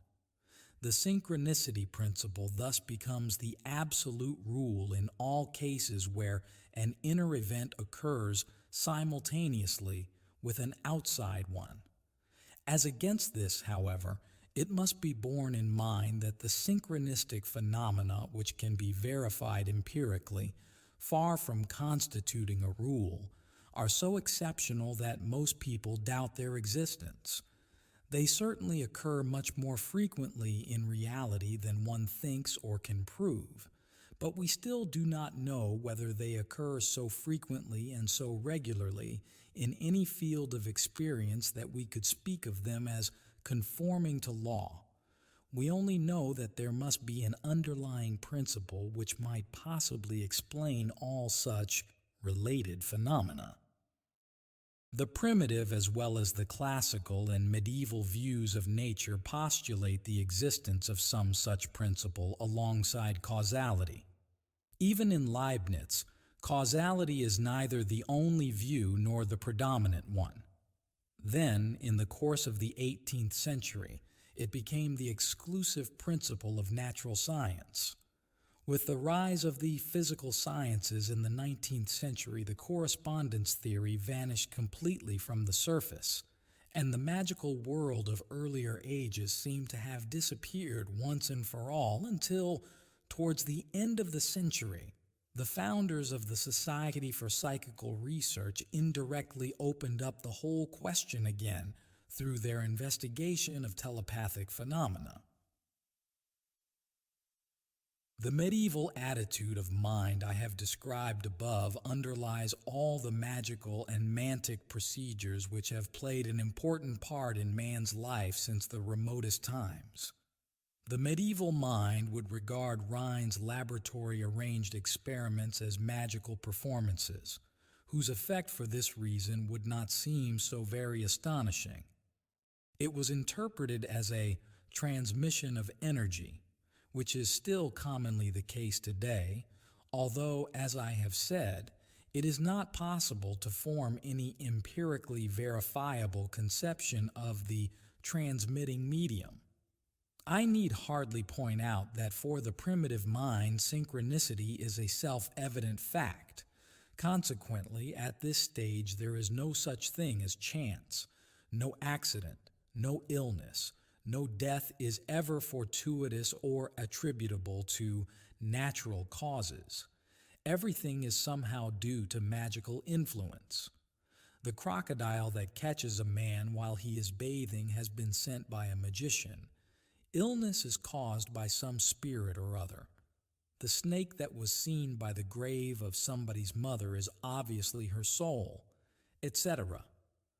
On the primitive level, of course, synchronicity does not appear as an idea by itself, but as magical causality. This is an early form of our classical idea of causality, while the development of Chinese philosophy produced from the connotation of the magical the concept of Tao, of meaningful coincidence, but no causality-based science. Synchronicity postulates a meaning which is a priori in relation to human consciousness and apparently exists outside man. Such an assumption is found above all in the philosophy of Plato, which takes for granted the existence of transcendental images or models of empirical things, the eaten forms species, whose reflections, eidola, we see in the phenomenal world. This assumption not only presented no difficulty to earlier centuries, but was on the contrary perfectly self-evident. The idea of an a priori meaning may also be found in the older mathematics, as in the mathematician Jacobi's paraphrase of Schiller's poem Archimedes and His Pupil. He praises the calculation of the orbit of Uranus and closes with the lines, "What you behold in the cosmos is only the light of God's glory. In the Olympian host, number eternally reigns." The great mathematician Gauss is the putative author of the saying, "God does arithmetic." The idea of synchronicity and of a self-subsistent meaning, which forms the basis of classical Chinese thinking and of the naive views of the Middle Ages, seems to us an archaic assumption that ought at all costs to be avoided. Though the West has done everything possible to discard this antiquated hypothesis, it has not quite succeeded. Certain mantic procedures seem to have died out, but astrology, which in our own day has attained an eminence never known before, remains very much alive. Nor has the determinism of a scientific epoch been able to extinguish altogether the persuasive power of the synchronicity principle.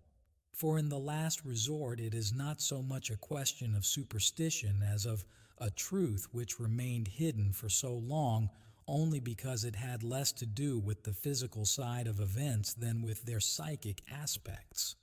It was modern psychology and parapsychology which proved that causality does not explain a certain class of events, and that in this case we have to consider a formal factor, namely synchronicity, as a principle of explanation.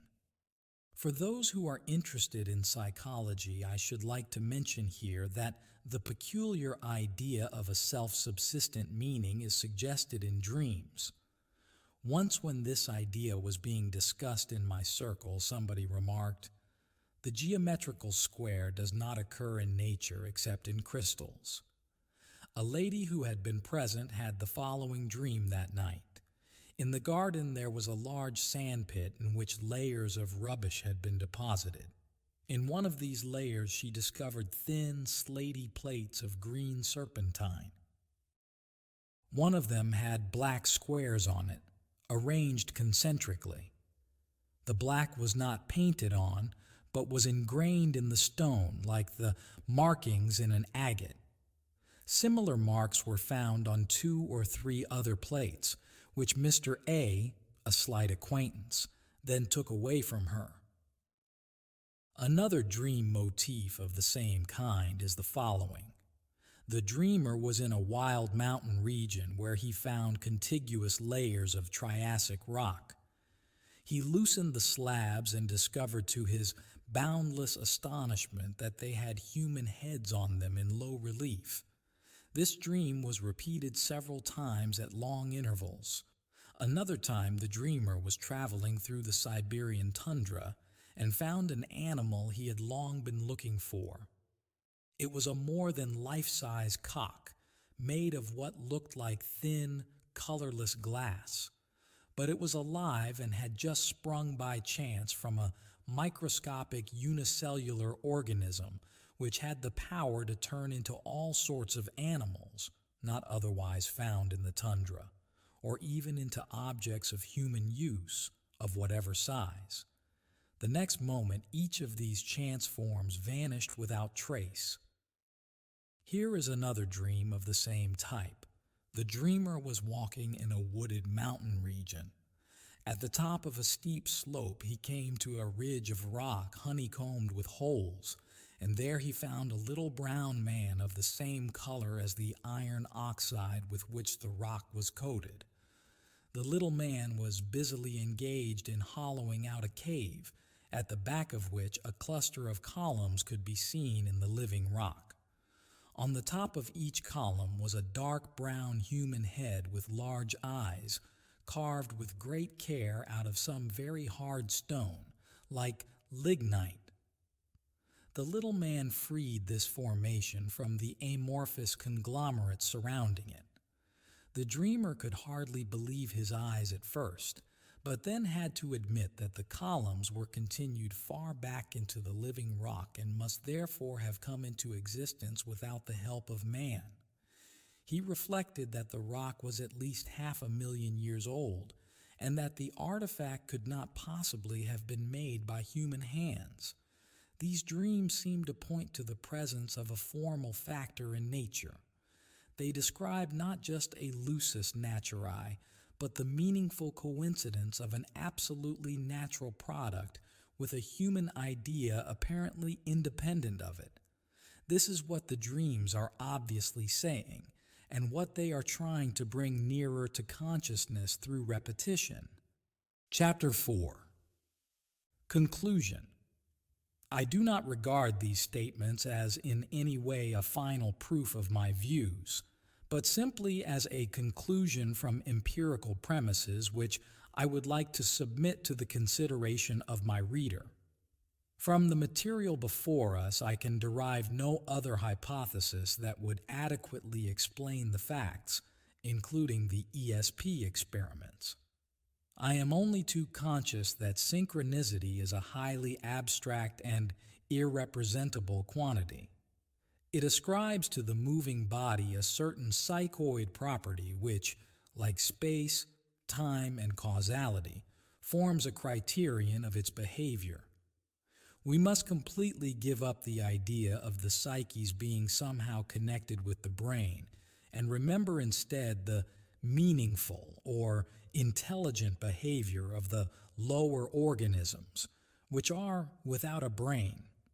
Here we find ourselves much closer to the formal factor, which, as I have said, has nothing to do with brain activity. If that is so, then we must ask ourselves whether the relation of soul and body can be considered from this angle. That is to say, whether the coordination of psychic and physical processes in a living organism can be understood as a synchronistic phenomenon rather than as a causal relation. Both Goelinks and Leibniz regarded the coordination of the psychic and the physical as an act of God, of some principle standing outside empirical nature. The assumption of a causal relation between psyche and physis leads, on the other hand, to conclusions which it is difficult to square with experience. Either there are physical processes which cause psychic happenings, or there is a pre-existent psyche which organizes matter. In the first case, it is hard to see how chemical processes can ever produce psychic processes, and in the second case, one wonders how an immaterial psyche could ever set matter in motion. It is not necessary to think of Leibniz's pre-established harmony or anything of that kind, which would have to be absolute and would manifest itself in a universal correspondence and sympathy, rather like the meaningful coincidence of time points lying on the same degree of latitude in Schopenhauer. The synchronicity principle possesses properties that may help to clear up the body-soul problem. Above all, it is the fact of causeless order, or rather, of meaningful orderedness, that may throw light on psychophysical parallelism. The absolute knowledge which is characteristic of synchronistic phenomena, a knowledge not mediated by the sense organs, supports the hypothesis of a self-subsistent meaning, or even expresses its existence. Such a form of existence can only be transcendental since, as the knowledge of future or spatially distant events shows, it is contained in a psychically relative space and time, that is to say, in an irrepresentable space-time continuum. It may be worth our while to examine more closely, from this point of view, certain experiences which seem to indicate the existence of psychic processes in what are commonly held to be unconscious states. Here, I am thinking chiefly of the remarkable observations made during deep syncopes resulting from acute brain injuries. Contrary to all expectations, a severe head injury is not always followed by a corresponding loss of consciousness. To the observer, the wounded man seems apathetic, in a trance, and not conscious of anything. Subjectively, however, consciousness is by no means extinguished. Sensory communication with the outside world is in a large measure restricted, but is not always completely cut off, although the noise of battle, for instance, may suddenly give way to a solemn silence. In this state, there is sometimes a very distinct and impressive feeling or hallucination of levitation, the wounded man seeming to rise into the air in the same position he was in at the moment he was wounded. If he was wounded standing up, he rises in a standing position. If lying down, he rises in a lying position. If sitting, he rises in a sitting position. Occasionally, his surroundings seem to rise with him. For instance, the whole bunker in which he finds himself at the moment. The height of the levitation may be anything from 18 inches to several yards. All feeling of weight is lost. In a few cases, the wounded think they are making swimming movements with their arms. If there is any perception of their surroundings at all, it seems to be mostly imaginary, i.e., composed of memory images. During levitation, the mood is predominantly euphoric. Buoyant, solemn, heavenly, serene, relaxed, blissful, expectant, exciting are the words used to describe it. There are various kinds of ascension experiences. Jantz and Beringer rightly point out that the wounded can be roused from their syncope by remarkably small stimuli, for instance if they are addressed by name or touched, whereas the most terrific bombardment has no effect. Much the same thing can be observed in deep comas resulting from other causes. I would like to give an example from my own medical experience. A woman patient, whose reliability and truthfulness I have no reason to doubt, told me that her first birth was very difficult. After 30 hours of fruitless labor, the doctor considered that a forceps delivery was indicated. This was carried out under light narcosis. She was badly torn and suffered great loss of blood. When the doctor, her mother, and her husband had gone, and everything was cleared up, the nurse wanted to eat, and the patient saw her turn round at the door and ask, "Do you want anything before I go to supper?" She tried to answer but couldn't. She had the feeling that she was sinking through the bed into a bottomless void. She saw the nurse hurry to the bedside and seize her hand in order to take her pulse. From the way she moved her fingers to and fro, the patient thought it must be almost imperceptible. Yet she herself felt quite all right, and was slightly amused at the nurse's alarm. She was not in the least frightened. That was the last she could remember for a long time.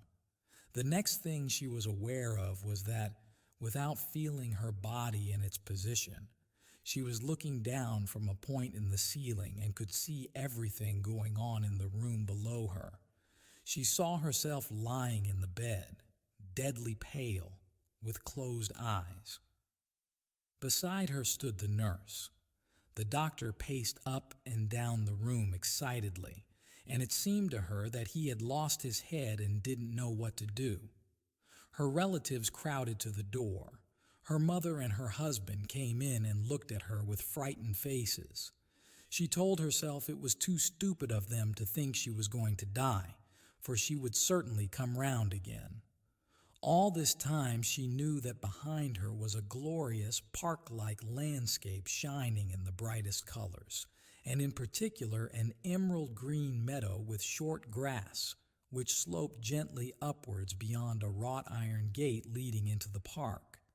It was spring, and little gay flowers such as she had never seen before were scattered about in the grass. The whole domain sparkled in the sunlight, and all the colors were of an indescribable splendor. The sloping meadow was flanked on both sides by dark green trees. It gave her the impression of a clearing in the forest, never yet trodden by the foot of man. I knew that this was the entrance to another world, and that if I turned round to gaze at the picture directly, I should feel tempted to go in at the gate, and thus step out of life. She did not actually see this landscape, as her back was turned to it, but she knew it was there. She felt there was nothing to stop her from entering in through the gate. She only knew that she would turn back to her body and would not die.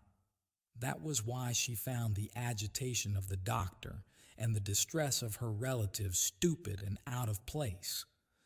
The next thing that happened was that she awoke from her coma and saw the nurse bending over her in bed. She was told that she had been unconscious for about half an hour. The next day, some 15 hours later, when she felt a little stronger, she made a remark to the nurse about the incompetent and hysterical behavior of the doctor during her coma. The nurse energetically denied this criticism in the belief that the patient had been completely unconscious at the time and could therefore have known nothing of the scene. Only when she described in full detail what had happened during the coma was the nurse obliged to admit that the patient had perceived the events exactly as they happened in reality. One might conjecture that this was simply a psychogenic twilight state in which a split-off part of consciousness still continued to function. The patient, however, had never been hysterical and had suffered a genuine heart collapse followed by syncope due to cerebral anemia, as all the outward and evidently alarming symptoms indicated. She really was in a coma and ought to have had a complete psychic blackout and been altogether incapable of clear observation and sound judgment. The remarkable thing was that it was not an immediate perception of the situation through indirect or unconscious observation, but she saw the whole situation from above, as though her eyes were in the ceiling, as she put it. Indeed, it is not easy to explain how such unusually intense psychic processes can take place and be remembered in a state of severe collapse, and how the patient could observe actual events in concrete detail with closed eyes. One would expect such obvious cerebral anemia to militate against or prevent the occurrence of highly complex psychic processes of that kind. Sir Auckland Geddes presented a very similar case before the Royal Medical Society on February 26, 1927, though here the ESP went very much further. During a state of collapse, the patient noted the splitting off of an integral consciousness from his bodily consciousness, the latter gradually resolving itself into its organ components. The other consciousness possessed verifiable ESP. These experiences seem to show that in swoon states, where by all human standards there is every guarantee that conscious activity and sense perception are suspended, consciousness, reproducible ideas, acts of judgment, and perceptions can still continue to exist. The accompanying feeling of levitation, alteration of the angle of vision, and extinction of hearing and of aesthetic perceptions indicate a shift in the localization of consciousness, a sort of separation from the body or from the cerebral cortex or cerebrum, which is conjectured to be the seat of conscious phenomena. If we are correct in this assumption, then we must ask ourselves whether there is some other nervous substrate in us, apart from the cerebrum, that can think and perceive, or whether the psychic processes that go on in us during loss of consciousness are synchronistic phenomena, i.e., events which have no causal connection with organic processes. This last possibility cannot be rejected out of hand in view of the existence of ESP, i.e., of perceptions independent of space and time, which cannot be explained as processes in the biological substrate. Where sense perceptions are impossible from the start, it can hardly be a question of anything but synchronicity. but where there are spatial and temporal conditions which would make perception and apperception possible in principle, and only the activity of consciousness or the cortical function is extinguished, and where, as in our example, a conscious phenomenon like perception and judgment nevertheless occurs, then the question of a nervous substrate might well be considered. It is well nigh axiomatic that conscious processes are tied to the cerebrum, and that the lower centers contain nothing but chains of reflexes which in themselves are unconscious. This is particularly true of the sympathetic system. Hence the insects, which have no cerebrospinal nervous system at all, but only a double chain of ganglia, are regarded as reflex automata. This view has recently been challenged by the researches which von Frisch of Graz made into the life of bees. It turns out that bees not only tell their comrades, by means of a peculiar sort of dance, that they have found a feeding place, but that they also indicate its direction and distance, thus enabling the beginners to fly to it directly. This kind of message is no different in principle from information conveyed by a human being. In the latter case, we would certainly regard such behavior as a conscious and intentional act, and can hardly imagine how anyone could prove in a court of law that it had taken place unconsciously. We could, at a pinch, admit on the basis of psychiatric experiences that objective information can, in exceptional cases, be communicated in a twilight state, but would expressly deny that communications of this kind are normally unconscious. Nevertheless, it would be possible to suppose that in bees the process is unconscious. But that would not help to solve the problem, because we are still faced with the fact that the ganglionic system apparently achieves exactly the same result as our cerebral cortex, nor is there any proof that bees are unconscious.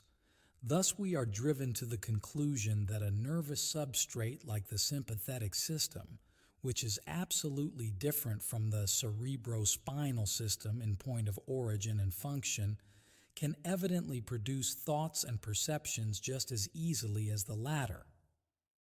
What then are we to think of the sympathetic system in vertebrates? Can it also produce or transmit specifically psychic processes? Von Frisch's observations prove the existence of transcerebral thought and perception. One must bear this possibility in mind if we want to account for the existence of some form of consciousness during an unconscious coma. During a coma, the sympathetic system is not paralyzed and could therefore be considered as a possible carrier of psychic functions. If that is so, then one must ask whether the normal state of unconsciousness in sleep and the potentially conscious dreams it contains can be regarded in the same light, whether, in other words, dreams are produced not so much by the activity of the sleeping cortex as by the unsleeping sympathetic system, and are therefore of a transcerebral nature. Outside the realm of psychophysical parallelism, which we cannot at present pretend to understand, synchronicity is not a phenomenon whose regularity it is at all easy to demonstrate. One is as much impressed by the disharmony of things as one is surprised by their occasional harmony. In contrast to the idea of a pre-established harmony, the synchronistic factor merely claims the existence of an intellectually necessary principle which could be added as a fourth to the recognized triad of space, time, and causality. These factors are necessary but not absolute. Most psychic contents are non-spatial. Time and causality are psychically relative. And in the same way, the synchronistic factor proves to be only conditionally valid. But unlike causality, which reigns despotically over the whole picture of the macrophysical world and whose universal rule is shattered only in certain lower orders of magnitude, Synchronicity is a phenomenon that seems to be primarily connected with psychic conditions, that is to say, with processes in the unconscious.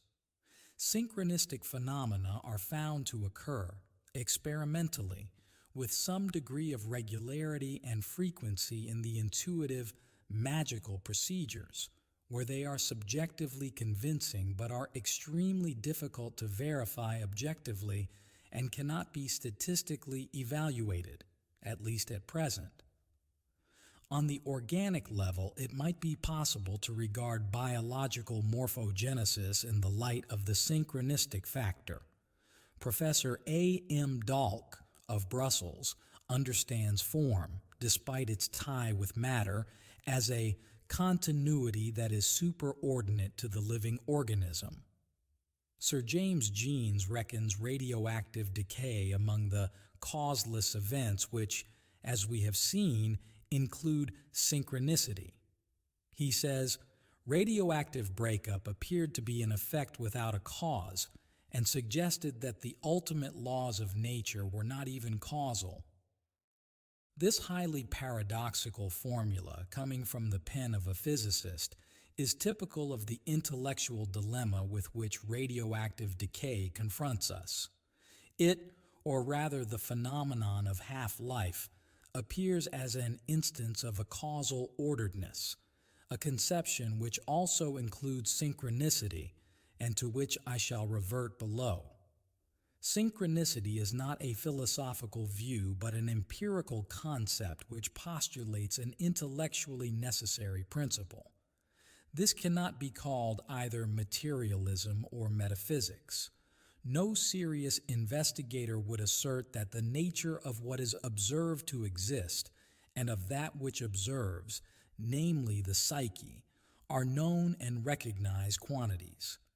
If the latest conclusions of science are coming nearer and nearer to a unitary idea of being, characterized by space and time on the one hand and by causality and synchronicity on the other, that has nothing to do with materialism.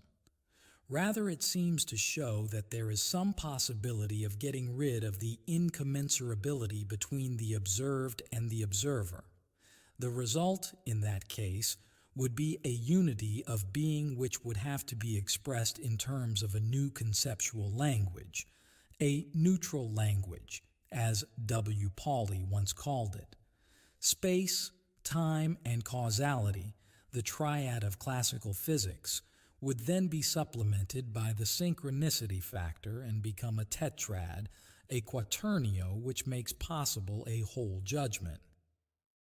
Here synchronicity is to the three other principles as the one-dimensionality of time is to the three-dimensionality of space, or as the recalcitrant fourth in the Timaeus, which, Plato says, can only be added by force to the other three. Just as the introduction of time as the fourth dimension in modern physics postulates an irrepresentable space-time continuum, so the idea of synchronicity with its inherent quality of meaning produces a picture of the world so irrepresentable as to be quite baffling. The advantage, however, of adding this concept is that it makes possible a view which includes the psychoid factor in our description and knowledge of nature, an a priori meaning or equivalence. The problem that runs like a red thread through the speculations of alchemists for 1,500 years thus repeats and solves itself, the so-called axiom of Maria the Jewess, or Copt. Out of the third comes the one as the fourth. This cryptic observation confirms what I said above, that in principle new points of view are not as a rule discovered in territory that is already known, but in out-of-the-way places that may even be avoided because of their bad name. The old dream of the alchemists, the transmutation of chemical elements, this much derided idea, has become a reality in our own day, and its symbolism, which was no less an object of ridicule, has turned out to be a veritable gold mine for the psychology of the unconscious. Their dilemma of 3 and 4, which began with the story that serves as a setting for the Timaeus and extends all the way to the Kabiri scene in Faust, Part 2, is recognized by a 16th century alchemist, Gerhard Dorn, as the decision between the Christian Trinity and the serpens quadricornutus, the four-horned serpent who is the devil. As though in anticipation of things to come, he anathematizes the pagan quaternity which was ordinarily so beloved of the alchemists, on the ground that it arose from the binarius, the number 2, and is thus something material, feminine, and devilish. Dr. von Franz has demonstrated this emergence of Trinitarian thinking in the parable of Bernard of Treviso, in Kuhnrath's Amphitheatrum, in Michael Meyer, and in the anonymous author of the Aquarium Sapientum. W. Pauli calls attention to the polemical writings of Kepler and of Robert Fludd, in which Fludd's correspondence theory was the loser and had to make room for Kepler's theory of 3 principles. The decision in favor of freedom, which in certain respects ran counter to the alchemical tradition, was followed by a scientific epoch that knew nothing of correspondence and clung with passionate insistence to a triadic view of the world, a continuation of the Trinitarian type of thinking, which described and explained everything in terms of space, time, and causality. The revolution brought about by the discovery of radioactivity has considerably modified the classical views of physics. So great is the change of standpoint that we have to revise the classical schema I made use of above. As I was able, thanks to the friendly interest which Professor Pauli evinced in my work, to discuss these questions of principle with a professional physicist who could at the same time appreciate my psychological arguments, I am in a position to put forward a suggestion that takes modern physics into account. Pauli suggested replacing the opposition of space and time in the classical schema by conservation of energy and the space-time continuum.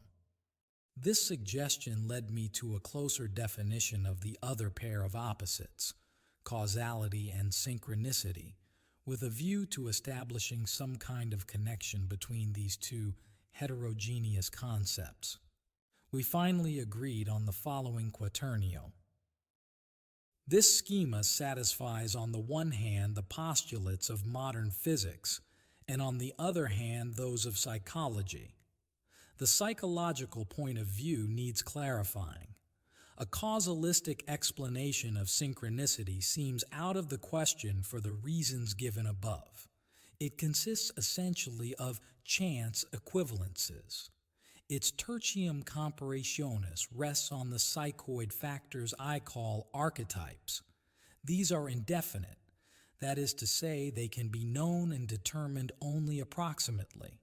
Although associated with causal processes, or carried by them, they continually go beyond their frame of reference, an infringement to which I would give the name transgressivity, because the archetypes are not found exclusively in the psychic sphere, but can occur just as much in circumstances that are not psychic, equivalents of an outward physical process with a psychic one. Archetypal equivalences are contingent to causal determination. That is to say, there exist between them and the causal processes no relations that conform to law.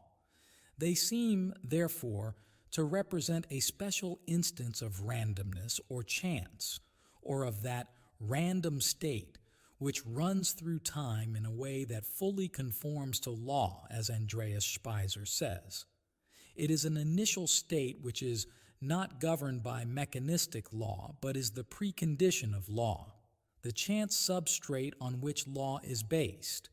If we consider synchronicity or the archetypes as the contingent, then the latter takes on the specific aspect of a modality that has the functional significance of a world-constituting factor. The archetype represents psychic probability, since it portrays ordinary instinctual events in the form of types. It is a special psychic instance of probability in general, which is made up of the laws of chance and lays down rules for nature just as the laws of mechanics do. We must agree with Speiser that although in the realm of pure intellect the contingent is a formless substance, it reveals itself to psychic introspection, so far as inward perception can grasp it at all, as an image, or rather a type which underlies not only the psychic equivalences, but, remarkably enough, the psychophysical equivalences too. It is difficult to divest conceptual language of its causalistic coloring. Thus the word underlying, despite its causalistic connotation, does not refer to anything causal, but simply to an existing quality, an irreducible contingency which is just so. The meaningful coincidence or equivalence of a psychic and a physical state that have no causal relationship to one another means, in general terms, that it is a modality without a cause, and a causal orderedness. The question now arises whether our definition of synchronicity, with reference to the equivalence of psychic and physical processes, is capable of expansion, or rather, requires expansion. This requirement seems to force itself on us when we consider the above wider conception of synchronicity as an acausal orderedness. Into this category come all acts of creation, a priori factors such as the properties of natural numbers, the discontinuities of modern physics, etc. Consequently, we would have to include constant and experimentally reproducible phenomena within the scope of our expanded concept, though this does not seem to accord with the nature of the phenomena included in synchronicity narrowly understood. The latter are mostly individual cases which cannot be repeated experimentally. This is not, of course, altogether true, as Rhine's experiments show and numerous other experiences with clairvoyant individuals.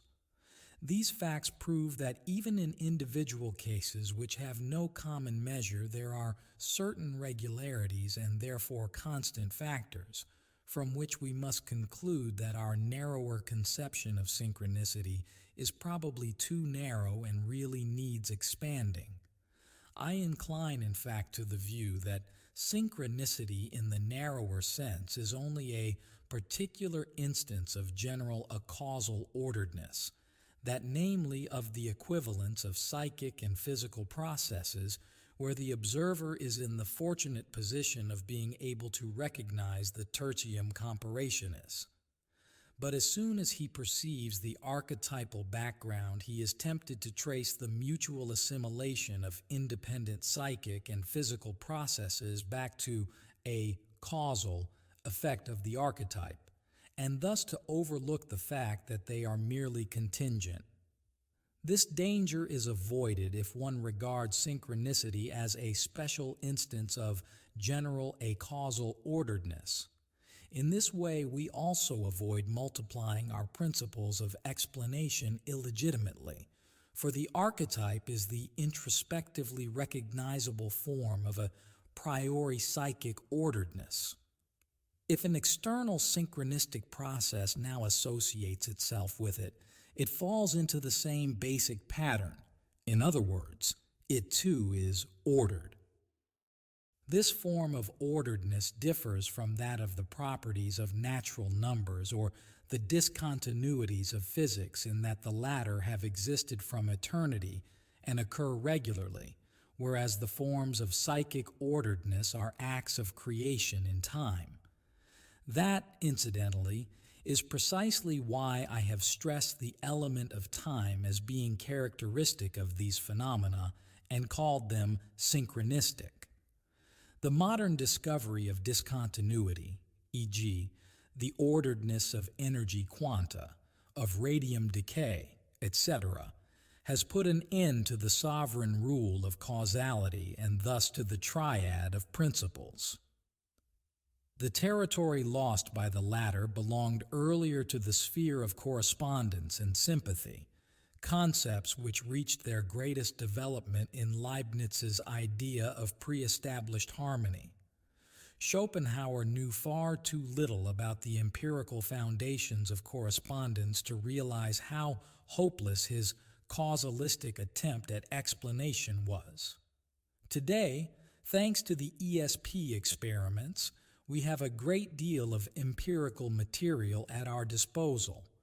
We can form some conception of its reliability when we learn from G.E. Hutchinson that the ESP experiments conducted by S.G. Soule and K.M. Goldney have a probability of 1 out of 1,035, this being equivalent to the number of molecules in 250,000 tons of water.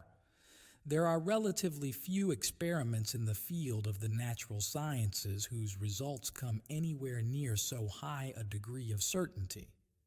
The exaggerated skepticism in regard to ESP is really without a shred of justification.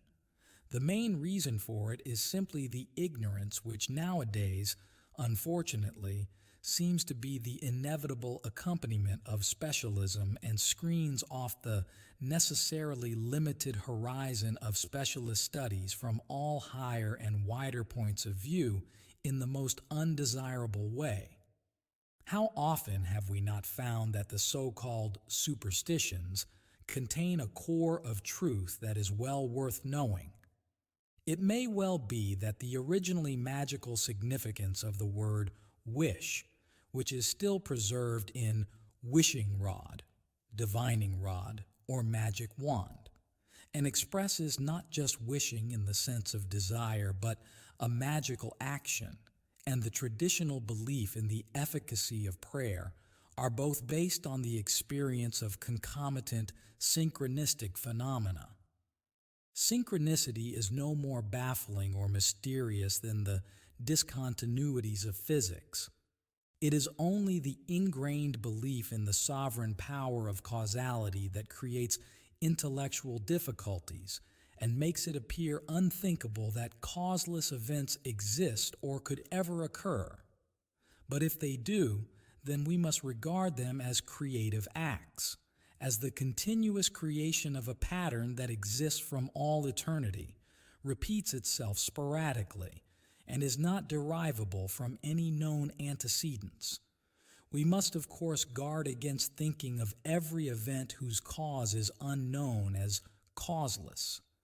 This, as I have already stressed, is admissible only when a cause is not even thinkable.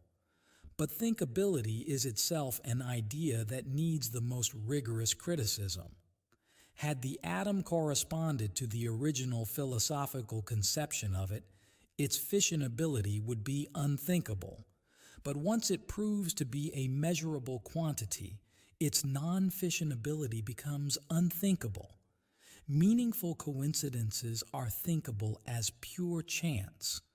But the more they multiply and the greater and more exact the correspondence is, the more their probability sinks and their unthinkability increases, until they can no longer be regarded as pure chance, but, for lack of a causal explanation, have to be thought of as meaningful arrangements.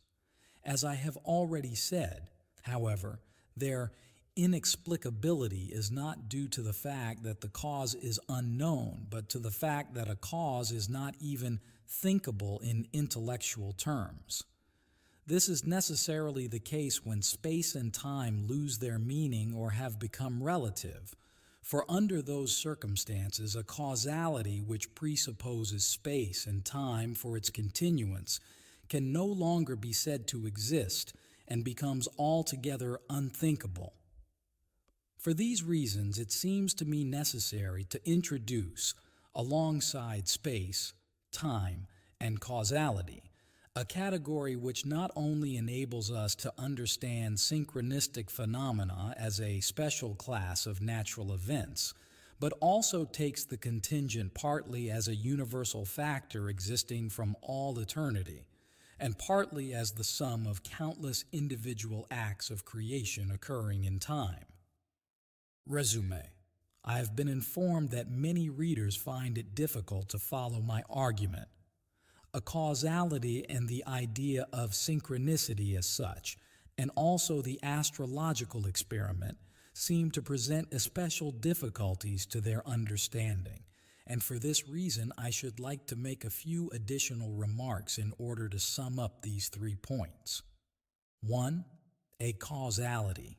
If natural law were an absolute truth, then of course there could not possibly be any processes that deviate from it. But since causality is a statistical truth, it holds good only on average and thus leaves room for exceptions which must somehow be experienceable, that is to say, real. I try to regard synchronistic events as acausal exceptions of this kind. They prove to be relatively independent of space and time. They relativize space and time insofar as space presents in principle no obstacle to their passage, and the sequence of events in time is inverted, so that it looks as if an event which has not yet occurred were causing a perception in the present. But if space and time are relative, then causality too loses its validity, since the sequence of cause and effect is either relativized or abolished. 2. Synchronicity. Despite my express warning, I see that this concept has already been confused by the critics with synchronism. By synchronicity, I mean the occurrence of a meaningful coincidence in time. It can take 3 forms. A. The coincidence of a certain psychic content with a corresponding objective process which is perceived to take place simultaneously. B.